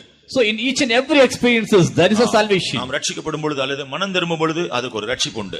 While we are at the time of repentance, there is a salvation. நாம் அதை அப்போஸ்தலர் நடபடிகள் 16ஆம் அதிகாரம் 31ஆம் வசனத்தில் படிக்கிறோம். Acts of the Apostles 16:31 we read. ஞானஸ்நானத்தினால் நாம் பெறுகிற ரட்சிப்பை குறித்து மார்க்கு சுவிசேஷம் 16ஆம் அதிகாரம் 16ஆம் வசனத்தில் படிக்கிறோம். Mark 16:16 we receive the salvation while we take the water baptism. தெய்வீக சுகத்தின் மூலம் நாம் பெற்றுக்கொள்கிற விடுதலை ரட்சிப்பு என்று யாக்கோபு நிருபம் 5ஆம் அதிகாரம் 15ஆம் வசனத்தில் படிக்கிறோம். James 5:15 we receive about the salvation by the divine healing. பரிசுத்தாவின் அபிஷேகத்தின் மூலமாய் தேவன் நமக்கு தருகிற ரட்சிப்பை குறித்து தீத்து 3ஆம் அதிகாரம் 5ஆம் வசனத்தில் படிக்கிறோம். Titus 3rd chapter 5th verse we read about the salvation by the Holy Spirit. வேறுபாட்டின் ஜீவியம் செய்வதனால் அல்லது அது நிமித்தம் நமக்கு இருக்கிற பாடுகள் நாம் படுகிறதுனால் உள்ள ரட்சிப்பை குறித்து அப்போஸ்தலர் நடபடிகள் 2ஆம் அதிகாரம் 40ஆம் வசனத்தில் படிக்கிறோம். Acts of the Apostles 2nd chapter 40th verse we receive about the salvation by the Holy Spirit. பரிசுத்தமாக்கப்படுதலினால் உண்டான ரட்சிப்பை குறித்து 2 தெசலோனிக்கேயர் 2ஆம் அதிகாரம் 13ஆம் வசனத்திலிருந்து படிக்கிறோம். 2 Thessalonians 2nd chapter 13th verse we read about the salvation by sanctification.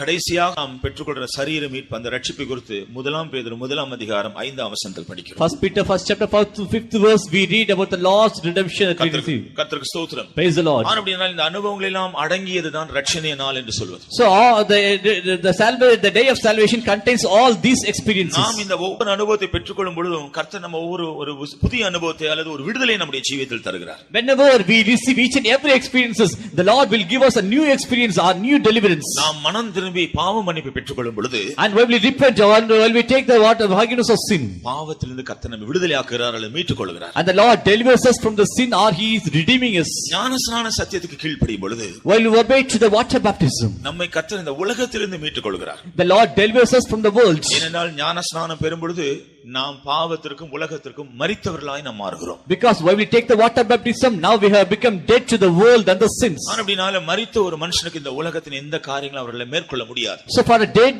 one, the no things of the world can overcome him. ஆனால் குற்றுயிராய் இருக்கிறவர்கள் உலகத்தை அனுபவிக்க பார்ப்பார்கள், அதே நேரத்தில் தேவனுடைய வசனத்தை கீழ்ப்படி பார்ப்பார்கள், இரண்டுமே செய்ய முடியாது. but if a man is half dead and one time they will be trying to obey to the water baptism, other time they will be obeying to the worldly things, so they cannot do the both. ஞானஸ்நான சத்தியத்தை கீழ்ப்படிகிறவர்கள் இந்த உலகத்திலிருந்து கர்த்தரால் மீட்கப்படுகிறார்கள். those who do obey to the doctrine of the water baptism, they are redeemed from the world by God. தெய்வீக சுக சத்தியத்தை கீழ்ப்படிகிறவர்கள் தங்களுடைய ஜீவியத்தில் அவிசுவாசத்தின் அந்த நிலைமையிலிருந்து மீட்கப்படுகிறார்கள். those who do obey to the doctrine of the divine healing, from the unbelief they are being delivered. நாம் பரிசுத்தாவின் அபிஷேகத்தை பெற்றுக்கொள்ளும் பொழுது, while we receive the anointing of the Holy Spirit, பரிசுத்தாவியை நம்மை முற்றிலும் ஆட்கொள்ள வருகிறார். ஆகவே சுயத்திலிருந்து அவர்கள் மீட்கப்படுவார்கள். as Holy Spirit takes complete dominion over us, we will be delivered from ourselves. அவருடைய சொந்த சித்தம் அல்லது சுய சித்தத்திலிருந்து அவர்கள் from விடுதலையாக்கப்படுவார்கள். the self will that they are delivered. அடுத்தபடியாக வேறுபாட்டின் ஜீவியத்தை நாம் செய்யும் பொழுது, nextly when we do the life of separation, அது நிமித்தம் பல பாடுகள், நிந்தைகள், கஷ்டங்களை நாம் சந்திக்க வேண்டியிருக்கிறது. because of that we will have to go through some of the mockery things and some of the persecution. இப்படிப்பட்ட ஜீவியமானது இந்த உலகத்தில் சுகபோகமாக மரித்து ஜீவிக்கிற அந்த அனுபவத்திலிருந்து நம்ம மீட்டுக் கொள்கிறோம். but this experience will reveal us, will deliver us from the lascivious experience of this world. வேதத்தை சொல்கிறது சுகபோகமாய் ஜீவிக்கிறவர்கள் உயிரோடு செத்தவர்கள். those who lead a lascivious life, they are dead alive, even though they are alive. ஆனால் வேறுபாட்டின் ஜீவியம் செய்யவர்கள் சுகபோகமாய் இருக்க முடியாது, பாடுகள் உள்ளவர்களா இருக்கிறார்கள்.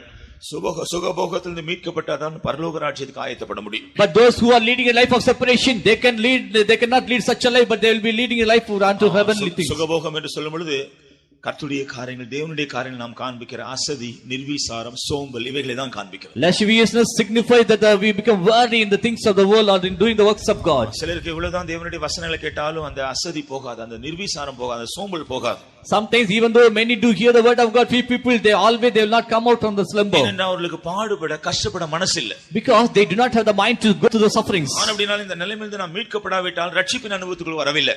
so if we are not redeemed from this state, still we are not attained the salvation. ஆறாவதாக நாம் இப்படி பரிசுத்தமாக்கப்படுகிற அனுபவத்தின் மூலமாக, so being the experience of sanctification, கரைதிரையற்ற பரிசுத்தமுள்ளவர்களாய் மாற்றப்படும்படி கரைதிரைகளிலிருந்து நாம் மீட்கப்படுகிறோம். so we are redeemed from the spots or wrinkles. கர்த்தருக்கு ஸ்தோத்திரம். praise the Lord. கர்த்தருடைய வருகைக்காக கர்த்தருடைய வருகையில காணப்பட வேண்டும் என்றால் கரைதிரை பிழைகள் ஒன்றும் இல்லாத ஒரு பரிசுத்தமான சபையாய் காணப்பட வேண்டும். if we are to be caught up in the coming of the Lord, then we should not have any spot or wrinkle, and we should be blameless, that the church also should be the same. நம்முடைய ஜீவித கரைகள் எப்படி வருகிறது?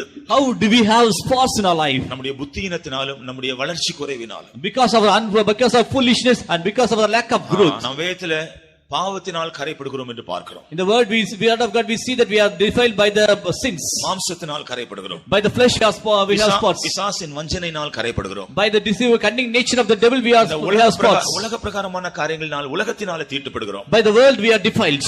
நம்முடைய பரிசுத்தப்படாத சுபாவங்களினால கூட நாம் தீட்டுப்படுகிறோம். by our unsanctified nature that we are defiled. கரைப்பட்டவர்கள், தீட்டுப்பட்டவர்கள் பரலோக ராஜ்யத்தில் பிரவேசிக்க முடியாது. those who have spots or those who are defiled, they can never enter into the kingdom of God. ரட்சிக்கப்பட்டு அபிஷேகம் பண்ணப்பட்ட நம்முடைய ஜீவிதத்தில் பல கரைகள் உண்டு. even after being saved, being anointed the Holy Spirit, there may be some spots. ஆகையால் தான் அந்த பரிசுத்தமாகுதல் என்ற அந்த சத்தியத்துக்கு கீழ்ப்படிந்து நம்முடைய ஜீவியம் பரிசுத்தமாக்கப்படும் பொழுது இவைகளிலிருந்து நாம் விடுதலையாக்கப்படுகிறோம். so while we obey to the doctrine of being sanctified, then by the doctrine of sanctification we will be delivered from these spots. திரைகள் எப்படி நமக்கு உண்டாகிறது? how do we have the wrinkles? நம்முடைய அனுபவம் அல்லது கொஞ்சம் ஆவிக்குரிய முன்னேறி வந்த பின் நம்முடைய ஜீவியத்தில் ஒரு அசதியினாலும் கவலையினத்தினாலும் உண்டாகிறது. as we do go forward in the spiritual life, sometimes we have some uncaring for some of the things, so we become worried. It is the wrinkles in our life. நம்முடைய ஜாக்கிரதை குறைவினால தான் திரைகள் உண்டாகிறது. Because our carelessness states, so we have wrinkles. பரிசுத்தமாக்கப்படுதல் அனுபவத்தில் கடந்து போறவர்கள் அப்படி அஜாக்கிரதையா இருக்க மாட்டார்கள், திரைகளுக்கு இடம் கொடுக்க மாட்டார்கள். But those who are being sanctified, they will not allow themselves to have the wrinkles. கடைசியாக நம்முடைய சரீர மீட்பை நாம் பெற்றுக்கொள்ளும் பொழுது, At last, when we receive the body, a redemption of a body. இந்த பூமியிலே இப்பொழுது நம்பிக்கையில்லாத ஒரு நிலைமையில காணப்படுகிறோமே, அதிலே நாம் மீட்கப்படுகிறோம். In this world, now we are in the hopeless state. From that state, now we will be delivered. உலக பிரகாரமான என்னதான் நமக்கு இருந்தாலும் நம்முடைய இருதயத்தின் ஆழத்துல பார்த்தால் இவைகள்னால நமக்கு ஒரு நம்பிக்கை கிடையாது. Whatever we may possess in the worldly way, in the depths of the heart, if we analyze it, because of the worldly things, we are not at all, we do not profit anything. இவ்விதமாக இந்த ரட்சிப்பின் ஒவ்வொரு படியிலும் கர்த்தர் நம்ம ஒவ்வொரு அனுபவத்திலும் நம்ம மீட்டு பரலோக ராஜ்யத்தை தகுதிப்படுத்துகிறார். So in this way, in the each and every step of salvation, the Lord is redeeming us and He is preparing us for the kingdom of God. அருமையான தேவனுடைய பிள்ளையே, உன்னுடைய ஜீவியத்தில் இந்த ரட்சணிய நாளுக்குள் நீ வந்திருக்கிறாயா? Dear child of God, in your life, have you come unto the day of salvation? தேவன் உனக்காக நியமித்த நாட்களில் ஒன்றுதான் இந்த ரட்சணிய நாள். And one of the day which is appointed for you by God is the day of salvation. ஒருவேளை இதுவரையில் நான் இதை அறியவில்லை என்று நீ சொல்லலாம். Sometimes you may say, till this time I was not knowing it. இன்றைக்கு நீ இதை அறிந்து கொள்ளக்கூடிய வாய்ப்பை உனக்கு கர்த்தர் கொடுத்து விட்டார். But today God has given you an opportunity to know about this. இன்னும் உன்னுடைய பழைய நம்பிக்கையிலும் பழைய பாரம்பரியத்திலும் பழைய சடங்காசாரத்தில் இருந்து கொண்டு இந்த ரட்சணிய நாளை நீ அலட்சியப்படுத்தினால் பரலோக ராஜ்யத்தை நீ இழந்து விடுவாய். But still, if you do continue your traditions and in your old ways, then you will be losing the heavenly kingdom. ஒருவேளை பரலோக ராஜ்யத்துக்கு போகும்பொழுது கர்த்தர் அங்கே உங்களை ஏற்றுக்கொள்ள மாட்டோம் என்று சொல்லும் பொழுது, ஆண்டவரே எங்களுக்கு தெரியாது என்று சொல்ல முடியாது. At the time when you go to heaven, where the Lord Jesus will not accept you, you cannot say, oh Lord, I do not know these things. ஒரு மனுஷன தேவன் அவனுக்கு சில சந்தர்ப்பங்களை தந்து, அவனுக்கு உணர்வை தந்து, திருந்தக்கூடிய எல்லா சூழ்நிலைகளையும் தந்து, இதெல்லாம் திருந்தாமல் போனாதான் ஒரு மனுஷனை கர்த்தர் தண்டிப்பார். And the Lord will punish a man only after giving him many more opportunities so that he can correct himself and to come unto him. After that only he will be punished. ஒன்றும் அறியாத மனுஷனை கர்த்தர் தண்டிப்பதில்லை.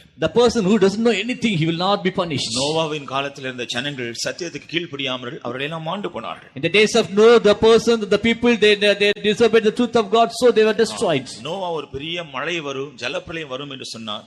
அதை அவர்கள் இதுவரையிலும் பார்த்ததே இல்லை. ஆகவே அது கற்பனை செய்து கூட பார்க்க முடியாத நிலைமையில் இருந்தார்கள். Noah had said that there will be a great flood, there will be a great rain, and there will be a great flood, but as the people have never seen the rain, so they didn't believe it. அறியாமையினால் அப்படி செய்ததனால அவர்களுக்கு மறுபடியும் ஒரு வாய்ப்பு கர்த்தர் கொடுத்தார். Because of their ignorance they did so the Lord gave them another opportunity. ஆகையால் தான் இயேசு கிறிஸ்து மரித்த பின்பு பாதாளத்திற்கு போய் இந்த ஆவிகளுக்கு பிரசங்கித்து அவர்களை மீட்டுக் கொண்டார் என்று வேதத்தில் படிக்கிறோம். So it is the reason the word God we see that Jesus went to the hell and he preached the persons in that spirit to the spirits. அவர்கள் அறியாமையினால் செய்த தவறினால தேவன் அவர்களுக்கு ஒரு சந்தர்ப்பத்தை கொடுத்தார். Because of the ignorant deeds the Lord gave them another opportunity. நமக்கு அப்படி அல்ல. But for us it is not so. ஆண்டவர் தெளிவாய் நமக்கு எல்லா காரியங்களையும் வெளிப்படுத்தின பின்பு கீழ்ப்படியாவிட்டால் தான் நமக்கு தண்டனை. Very clearly, after the Lord God has revealed everything in a very detailed manner, if you do not obey it, there will be a judgment, punishment. ஆகையால் நாம் புதிய ஏற்பாட்டில் பாதாளத்துக்கு போன ஐஸ்வரியவானை பார்க்கிறோம். So in the New Testament we read about a rich man who went to the hell.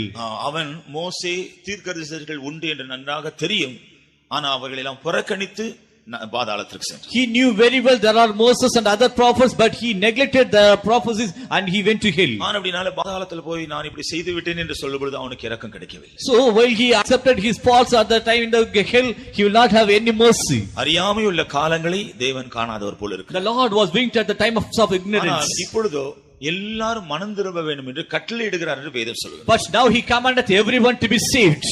தேவன் உங்களுக்காக நியமித்திருக்கிற இந்த ரட்சிய நாளை நீங்கள் எத்தனை பேர் ஏற்றுக்கொள்ள விரும்புகிறீர்கள்? How many of you are willing to accept the day of salvation which is appointed to you by God? நம்முடைய ஆவிக்குரிய ஜீவியத்தில் நம்ம தேவனுடைய நோக்கம் நம்மில் நிறைவேற வேண்டும் என்றால் முதலாவதாக இந்த ரட்சிய நாளை அனுபவிக்கக்கூடியவர்களாய் நாம் மாற வேண்டும். In our spiritual life, if our spiritual things should be fulfilled in our life, first of all we should experience the day of salvation in our life. நாம் ஒரு கொடிய காலத்தில் ஜீவிக்கிறோம். We have come in a very perilous days. இந்த நாட்டில் மனுஷனுக்கு தன்னுடைய ஜீவனை குறித்து நம்பிக்கை இல்லாத ஒரு காலம். This is the days in which man do not have any hope upon his life. ஆனாலும் தேவன் இந்த நாட்டில் ஒரு கூட்டம் ஜனங்களை தமக்காக வேறுபிரிக்கிறார். But yes, God is separating a group of people for himself. இன்றைக்கும் கர்த்தர் உன்னை அவருடைய சந்நிதியில் கொண்டு வந்தது நீ இந்த ரட்சிய நாளை அறிந்து கொள்ளும்படியாகும், இந்த ரட்சணையினாலே அனுபவிக்கக்கூடியவராக மாறும்படியாக வந்தான். Today also the Lord God has brought you here only that you should know the day of salvation and you should attain the salvation. நம்ம எல்லாரும் கண்களை மூடுவோம். Let's all close our eyes. ஒரு சில நிமிஷத்தில் இந்த கூட்டங்கள் முடிந்து விடும். In a few minutes the meeting will come to an end. அதற்கு முன்பாக இன்றைக்கு ஆண்டவருடைய சந்நிதியில் வந்திருக்கிற நாம் ஒரு நல்ல தீர்மானத்தோடு திரும்பி செல்வோம் என்றால் நலமாயிருக்கும். But before it, also we have come to the presence of God with a good determination. If you go back, it will be good for us. எத்தனை பேர் இந்த ரட்சணையினாலே நாம் ஏற்றுக்கொள்ள வாஞ்சிக்கிறோம்? How many of us are willing to accept the day of salvation? ஆண்டவர் இலவசமாக உனக்கு வைத்திருக்கிற இந்த ரட்சிப்பின் அனுபவங்களை பெற்றுக்கொள்ள எத்தனை பேருக்கு ஆயத்தம்? How many of you are having the preparation to have the experience of day of salvation? ஒரு முறை ஒரு குறிப்பிட்ட இடத்துல ஒரு 5 மாடி கட்டடம் நெருப்பு பிடித்து எரிந்து கொண்டிருந்தது. Once in a 5-story building was caught fire and it was burning. அப்பொழுது அந்த வீட்ல இருந்த எல்லாரும் தெரிந்து எவ்வளவு வேகமா வெளிய வர முடியுமோ எல்லாரும் வெளியே வந்து விட்டார். So all the people in the houses they were all rushing outward. அப்ப மூன்றாவது மாடியில இருந்த ஒரு வீட்ல ஒரு சிறுவன் தனிமையா இருந்தா அவனுக்கு தெரியல. But a small boy in the 3rd floor, he doesn't know about the fire and he was தகப்பனார் ஏதோ வெளியே போயிருந்தார். And his father went outside. எல்லாரும் வேகமா ஓடி வந்தாங்க. அவன் வருவதற்குள்ள சுற்றிலும் தீ பிடித்து விட்டது. Everyone was rushing outward, but before he came out there was fire all around. அப்ப கீழ இருந்து எல்லாரும் அவனை பார்த்து தம்பி கீழ குதிச்சிரு நாங்க பிடிச்சுக்கிறோம் குதி என்று அவனுக்கு சொன்னாங்க. அவன் வரவே இல்லை. So everyone asked him to jump off, but he didn't come out. சுற்றிலும் நெருப்பு எரிகிறது பயந்து கொண்டிருக்கிறான். ஆனா இவர் சொல்றது அவன் செய்ய முடியல. There was fire all around him. He had a very great fear. He could not jump off. எப்படியோ வீடு தீ பிடிக்கிறதை அறிந்த தகப்பனார் தூரத்தில் வேகமாய் ஓடி வந்தார். But the father who came to know that the house is firing is burning, so he came running after. சுற்றிலும் அக்கினி எரிந்து கொண்டிருக்கிறது. There was fire surrounding the house. ஜனங்கள் எல்லாம் ஓலமிட்டு கொண்டிருக்கிறார்கள். All the people in the shout, they are shouting. பார்த்தா தன்னுடைய மகன் மேலே நிற்கிறான். And he saw his son standing up on the floor. உரத்த சத்தத்தில் மகனே கீழே வா என்றார். With a loud voice he called, "Oh son, come down." உடனே அவன் குதித்து விட்டான். Immediately he jumped down. தகப்பன் அப்படியே அவனை பிடித்துக் கொண்டான். Immediately father embraced him. எல்லாரும் கேட்டாங்க, ஏன்பா நாங்க எவ்வளவு கூப்பிட்ட நீ வரவே இல்லையே? Everyone asked, we have also called you earlier. உங்களை எல்லாம் நான் எப்படி நம்புவது? How can I believe you? எங்க அப்பா யார் எனக்கு தெரியும். I know who is my father. அவர் என்ன கீழ விட மாட்டார். He will never leave me down. ஒருவேளை என்ன கீழ விட்டுட்டா நான் அக்கினியில சாகறதை விட கீழ விழுந்து சாக வேண்டுமே. Sometime if you let me down, then I'll have to die on the ground. I'll have to die. என்னுடைய தகப்பன் எனக்கு தெரியும். I know my daddy. ஆனபடினால தைரியமா நான் குதித்தேன். So with the very boldness that I came, I down. தகப்பன் என்னை விடவில்லை, பிடித்துக் கொண்டால் பாருங்கள். See, my daddy had caught hold of me. பிரியமானவர்களே, அப்படிப்பட்ட ஒரு நிலைமையில் தான் நாம் ஜீவிக்கிறோம். Beloved people, we are also living in such a day. அநேகர் நம்மை பார்த்து நம்மை அழைக்கலாம், நீ என்னிடத்தில் வா என்று சொல்லலாம். Sometimes many may call you, you come unto me, you come unto me. உலகம் சொல்லலாம், நீ வா உலகத்தை அனுபவி. The world may call you, enjoy the world. பாவம் நம்மை அழைக்கலாம், பாவ சந்தோஷத்தை அனுபவிக்க நீ என்னிடத்தில் வா. The sin may call you to enjoy the pleasures of the sin. நம்முடைய தவறான நண்பர்கள் நம்மை அழைக்கலாம், நீ வா நம்முடைய வாழ்க்கையை என்ஜாய் பண்ணுவோம். Your wrong friends may call you saying that let us enjoy the world. இந்த நாட்களில் உங்களை விதமாக அழைக்கிற தங்களுடைய பக்கமா இருக்கிற பல வல்லமைகளை நீங்கள் சந்திக்கிறீர்கள். And you see many evil paths which do call you. ஆனால் இவைகள் எல்லாவற்றிலிருந்து உங்களை தப்புவித்து பத்திரமாய் உங்களை பாதுகாக்க ஒருவர் உங்களை அழைத்துக் கொண்டிருக்கிறார். But there is one call you to deliver you from all these things. நம்ம ஒவ்வொருவரையும் பார்த்து என் மகனே என் மகளே நீ என்னுடைய கையில் வந்து விடு என்று சொல்கிறார். Seeing every one of us he calls, "Oh my son, oh my daughter, you come on my hands." நாம் எத்தனை பேர் அவருடைய கையில நம்ம ஒப்பு கொடுக்க முடியும்? How many of us can surrender ourselves into his hands? நாம் மற்றவருடைய கையில ஒப்பு கொடுத்தால் என்ன சம்பவிக்குமோ எனக்கு நிச்சயம் இல்லை. If we surrender ourselves into the hands of others, we do not know what will happen to us. ஆனால் நம்மை மகனே மகளே என்று அழைக்கிற சத்தத்தை நாம் கேட்கிறோமா? But do we hear the voice, "Oh son, oh my daughter"? தைரியமாய் அவருடைய கரத்தில் நாம் விழுந்து விடுவோம். Very boldly we can fall into his hands. அவர் நம்மை அப்படியே அரவணைத்துக் கொள்வார். He will embrace us. எல்லா தீமைக்கு நம்ம விலக்கி பாதுகாத்துக் கொள்வார். From all the evil he will protect us. இந்த வீடு எரிந்து போனார், even though this house may burn, அவர் நமக்காக வைத்திருக்கிற வீட்டுக்கு நம்ம கொண்டு போய் சேர்ப்பார். There is a house which is appointed for us. He will gather us there. எல்லாரும் கண்களை மூடுங்க. Let's all close our eyes. இந்த வேளையில தகப்பனுடைய கையில யாரெல்லாம் உங்களை ஒப்பு கொடுக்க ஆயத்தமா இருக்கிறீர்கள்? In this evening, how many of you are willing to surrender yourself to the hands of the Father? வரப்போகிற அடிவிலிருந்து எல்லாம் தப்புவித்து he will deliver you from destruction. பெரிய அக்கினி இந்த பூமிக்கு வரப்போகிறது. A great fire is going to come. இந்த உலகம் அக்கினியினாலே நியாயம் தீர்க்கப்பட போகிறது. The world will be judged by the fire. இந்த அக்கினியில் தப்பும்படியாக உங்களுடைய தகப்பன் உங்களை அழைக்கிறார். To keep you, deliver you from the fire, your father comes to you. எத்தனை பேர் உங்களை ஒப்பு கொடுக்க ஆயத்தமா இருக்கு? How many of you do you have the preparation to surrender? தகப்பனுடைய கையில என்ன ஒப்பு கொடுக்கிறேன்னு சொல்கிறவர்கள் மாத்திரம் எழும்பி நிற்போமாக. All those who do say that I surrender myself in the hands of the Father. இந்த வேளையில தகப்பனுடைய கரம் அவர்களை எல்லாம் தொட போகிறது. Now the hands of your father is going to touch you. தகப்பனுடைய கரம் அவர்களை சேர்த்துக் கொள்ள போகிறது. The father's hands is going to embrace you. தகப்பனுடைய கரம் உங்களை வந்து பிரிக்கும் பொழுது when it catches you, உங்களுடைய இதயத்தில் ஒரு பெரிய சமாதானம் உண்டாகும். there will be a great peace in your heart. இதயத்தில் ஒரு பெரிய இளைப்பாறுதல் உண்டாகும். great rest in your hearts. உங்களுடைய இருதயத்தில் ஒரு பெரிய சந்தோஷம் உண்டாகும். In your heart there will be great joy. நீங்கள் உங்களுடைய இருதயத்தை திறந்து கர்த்தரிடத்தில் சொல்லுங்க. Open your heart and send to the Lord. ஆண்டவரே, உங்களுடைய அன்பின் சத்தத்தை, அழைப்பின் சத்தத்தை நான் கேட்கிறேன். Oh Lord, I hear your loving calling இந்த voice. வேளையில் நான் என்னை உமக்கு அர்ப்பணிக்கிறேன். In this time I surrender myself. இந்த அக்கினி நான் எரிபோக விரும்பவில்லை. I do not like to be burnt with the fire. தவறானவருடைய கையில் விழுந்து நான் நஷ்டப்பட விரும்பவில்லை. I should not be fallen into the wrong hands. என்னை பாதுகாக்கக்கூடிய வல்லவராக இருக்கிற உம்முடைய கையிலே நான் ஒப்புக் கொடுக்கிறேன். Oh Lord, I surrender myself into the hands of God who can protect அப்படி me. சொல்லக்கூடியவர்கள் உங்களுடைய இருதயத்தை கர்த்தரிடத்தில் அதை சொல்லுங்க. You open your heart and say unto the Lord. ஆண்டவரே, நான் என்னை உமக்கு ஒப்புக் கொடுக்கிறேன். Oh Lord, I surrender myself. நான் உமக்கு கீழ்ப்படிவேன். Oh Lord, I will obey you. நான் என்ன வந்தாலும் அதுக்கு பயப்பட மாட்டேன். Whatever may come, but I will நான் not worry. மனப்பூர்வமாய் உமக்கு ஒப்புக் கொடுக்கிறேன். Wholeheartedly I will surrender. நம்ம எல்லாரும் சற்றே நம்முடைய இருதயத்தை திறந்து கர்த்தரை நோக்கி கூப்பிடுவோமா? Shall we open our heart and shall we call God? நம்மை அரவணைக்கிற கரம் நம்முடைய மத்தியில் வந்திருக்கிறது. The embracing hands are come in midst. நம்மை அப்படியே மீட்கக்கூடிய கரம் நம்முடைய மத்தியில் இருக்கிறது. The hands which shall redeem us, it is in our midst. அவருடைய பட்சமாய் இழுத்துக்கொண்டு எல்லா தீமையிலிருந்து நம்மை தப்புவிக்கக்கூடிய கரம் நம்முடைய மத்தியில் The இருக்கிறது. hands which will take us to His side and He will redeem நம்ம us. எல்லாரும் கர்த்தருடைய கரத்தில் ஒப்பு கொடுத்து ஒரு நிமிஷம் கர்த்தரை நோக்கி கூப்பிடுவோம். Let us send ourselves to the hands of God. Let us call upon Him. நம்முடைய கரங்களை விரித்தவராக நம்முடைய ஆண்டவராக இயேசு கிறிஸ்து நம்முடைய மத்தியில் நின்று The கொண்டிருக்கிறார். Lord Jesus stretching out His hands, He is standing நம்மை amidst. அவருடைய கரத்தில் ஒப்பு கொடுக்கிற எல்லாரையும் அவர் சேர்த்துக் கொள்ள போகிறார். And whosoever surrender himself into the hands, He is gathering. இன்றைக்கு உடைய ஜீவியத்தில் ரட்சணிய நாள் ஆரம்பமாகும். Today, the day of salvation will begin in your life. இதுவரை நம்பிக்கை இல்லாமல் இருந்திருக்கலாம். Till this time, you were without hope. நீ குழப்பம் அடைந்திருக்கலாம். You may be having confusions. உனக்கு பல போராட்டங்கள் இருக்கலாம். You may have had many struggles. இன்றைக்கு நீ இயேசுவின் கரத்தில் உன்னை அர்ப்பணித்தால் Today, if you surrender yourself to the hands of ரட்சணிய God, நாள் ஆரம்பமாகும். the day of salvation. கர்த்தருடைய பாவங்களை மன்னிப்பார்.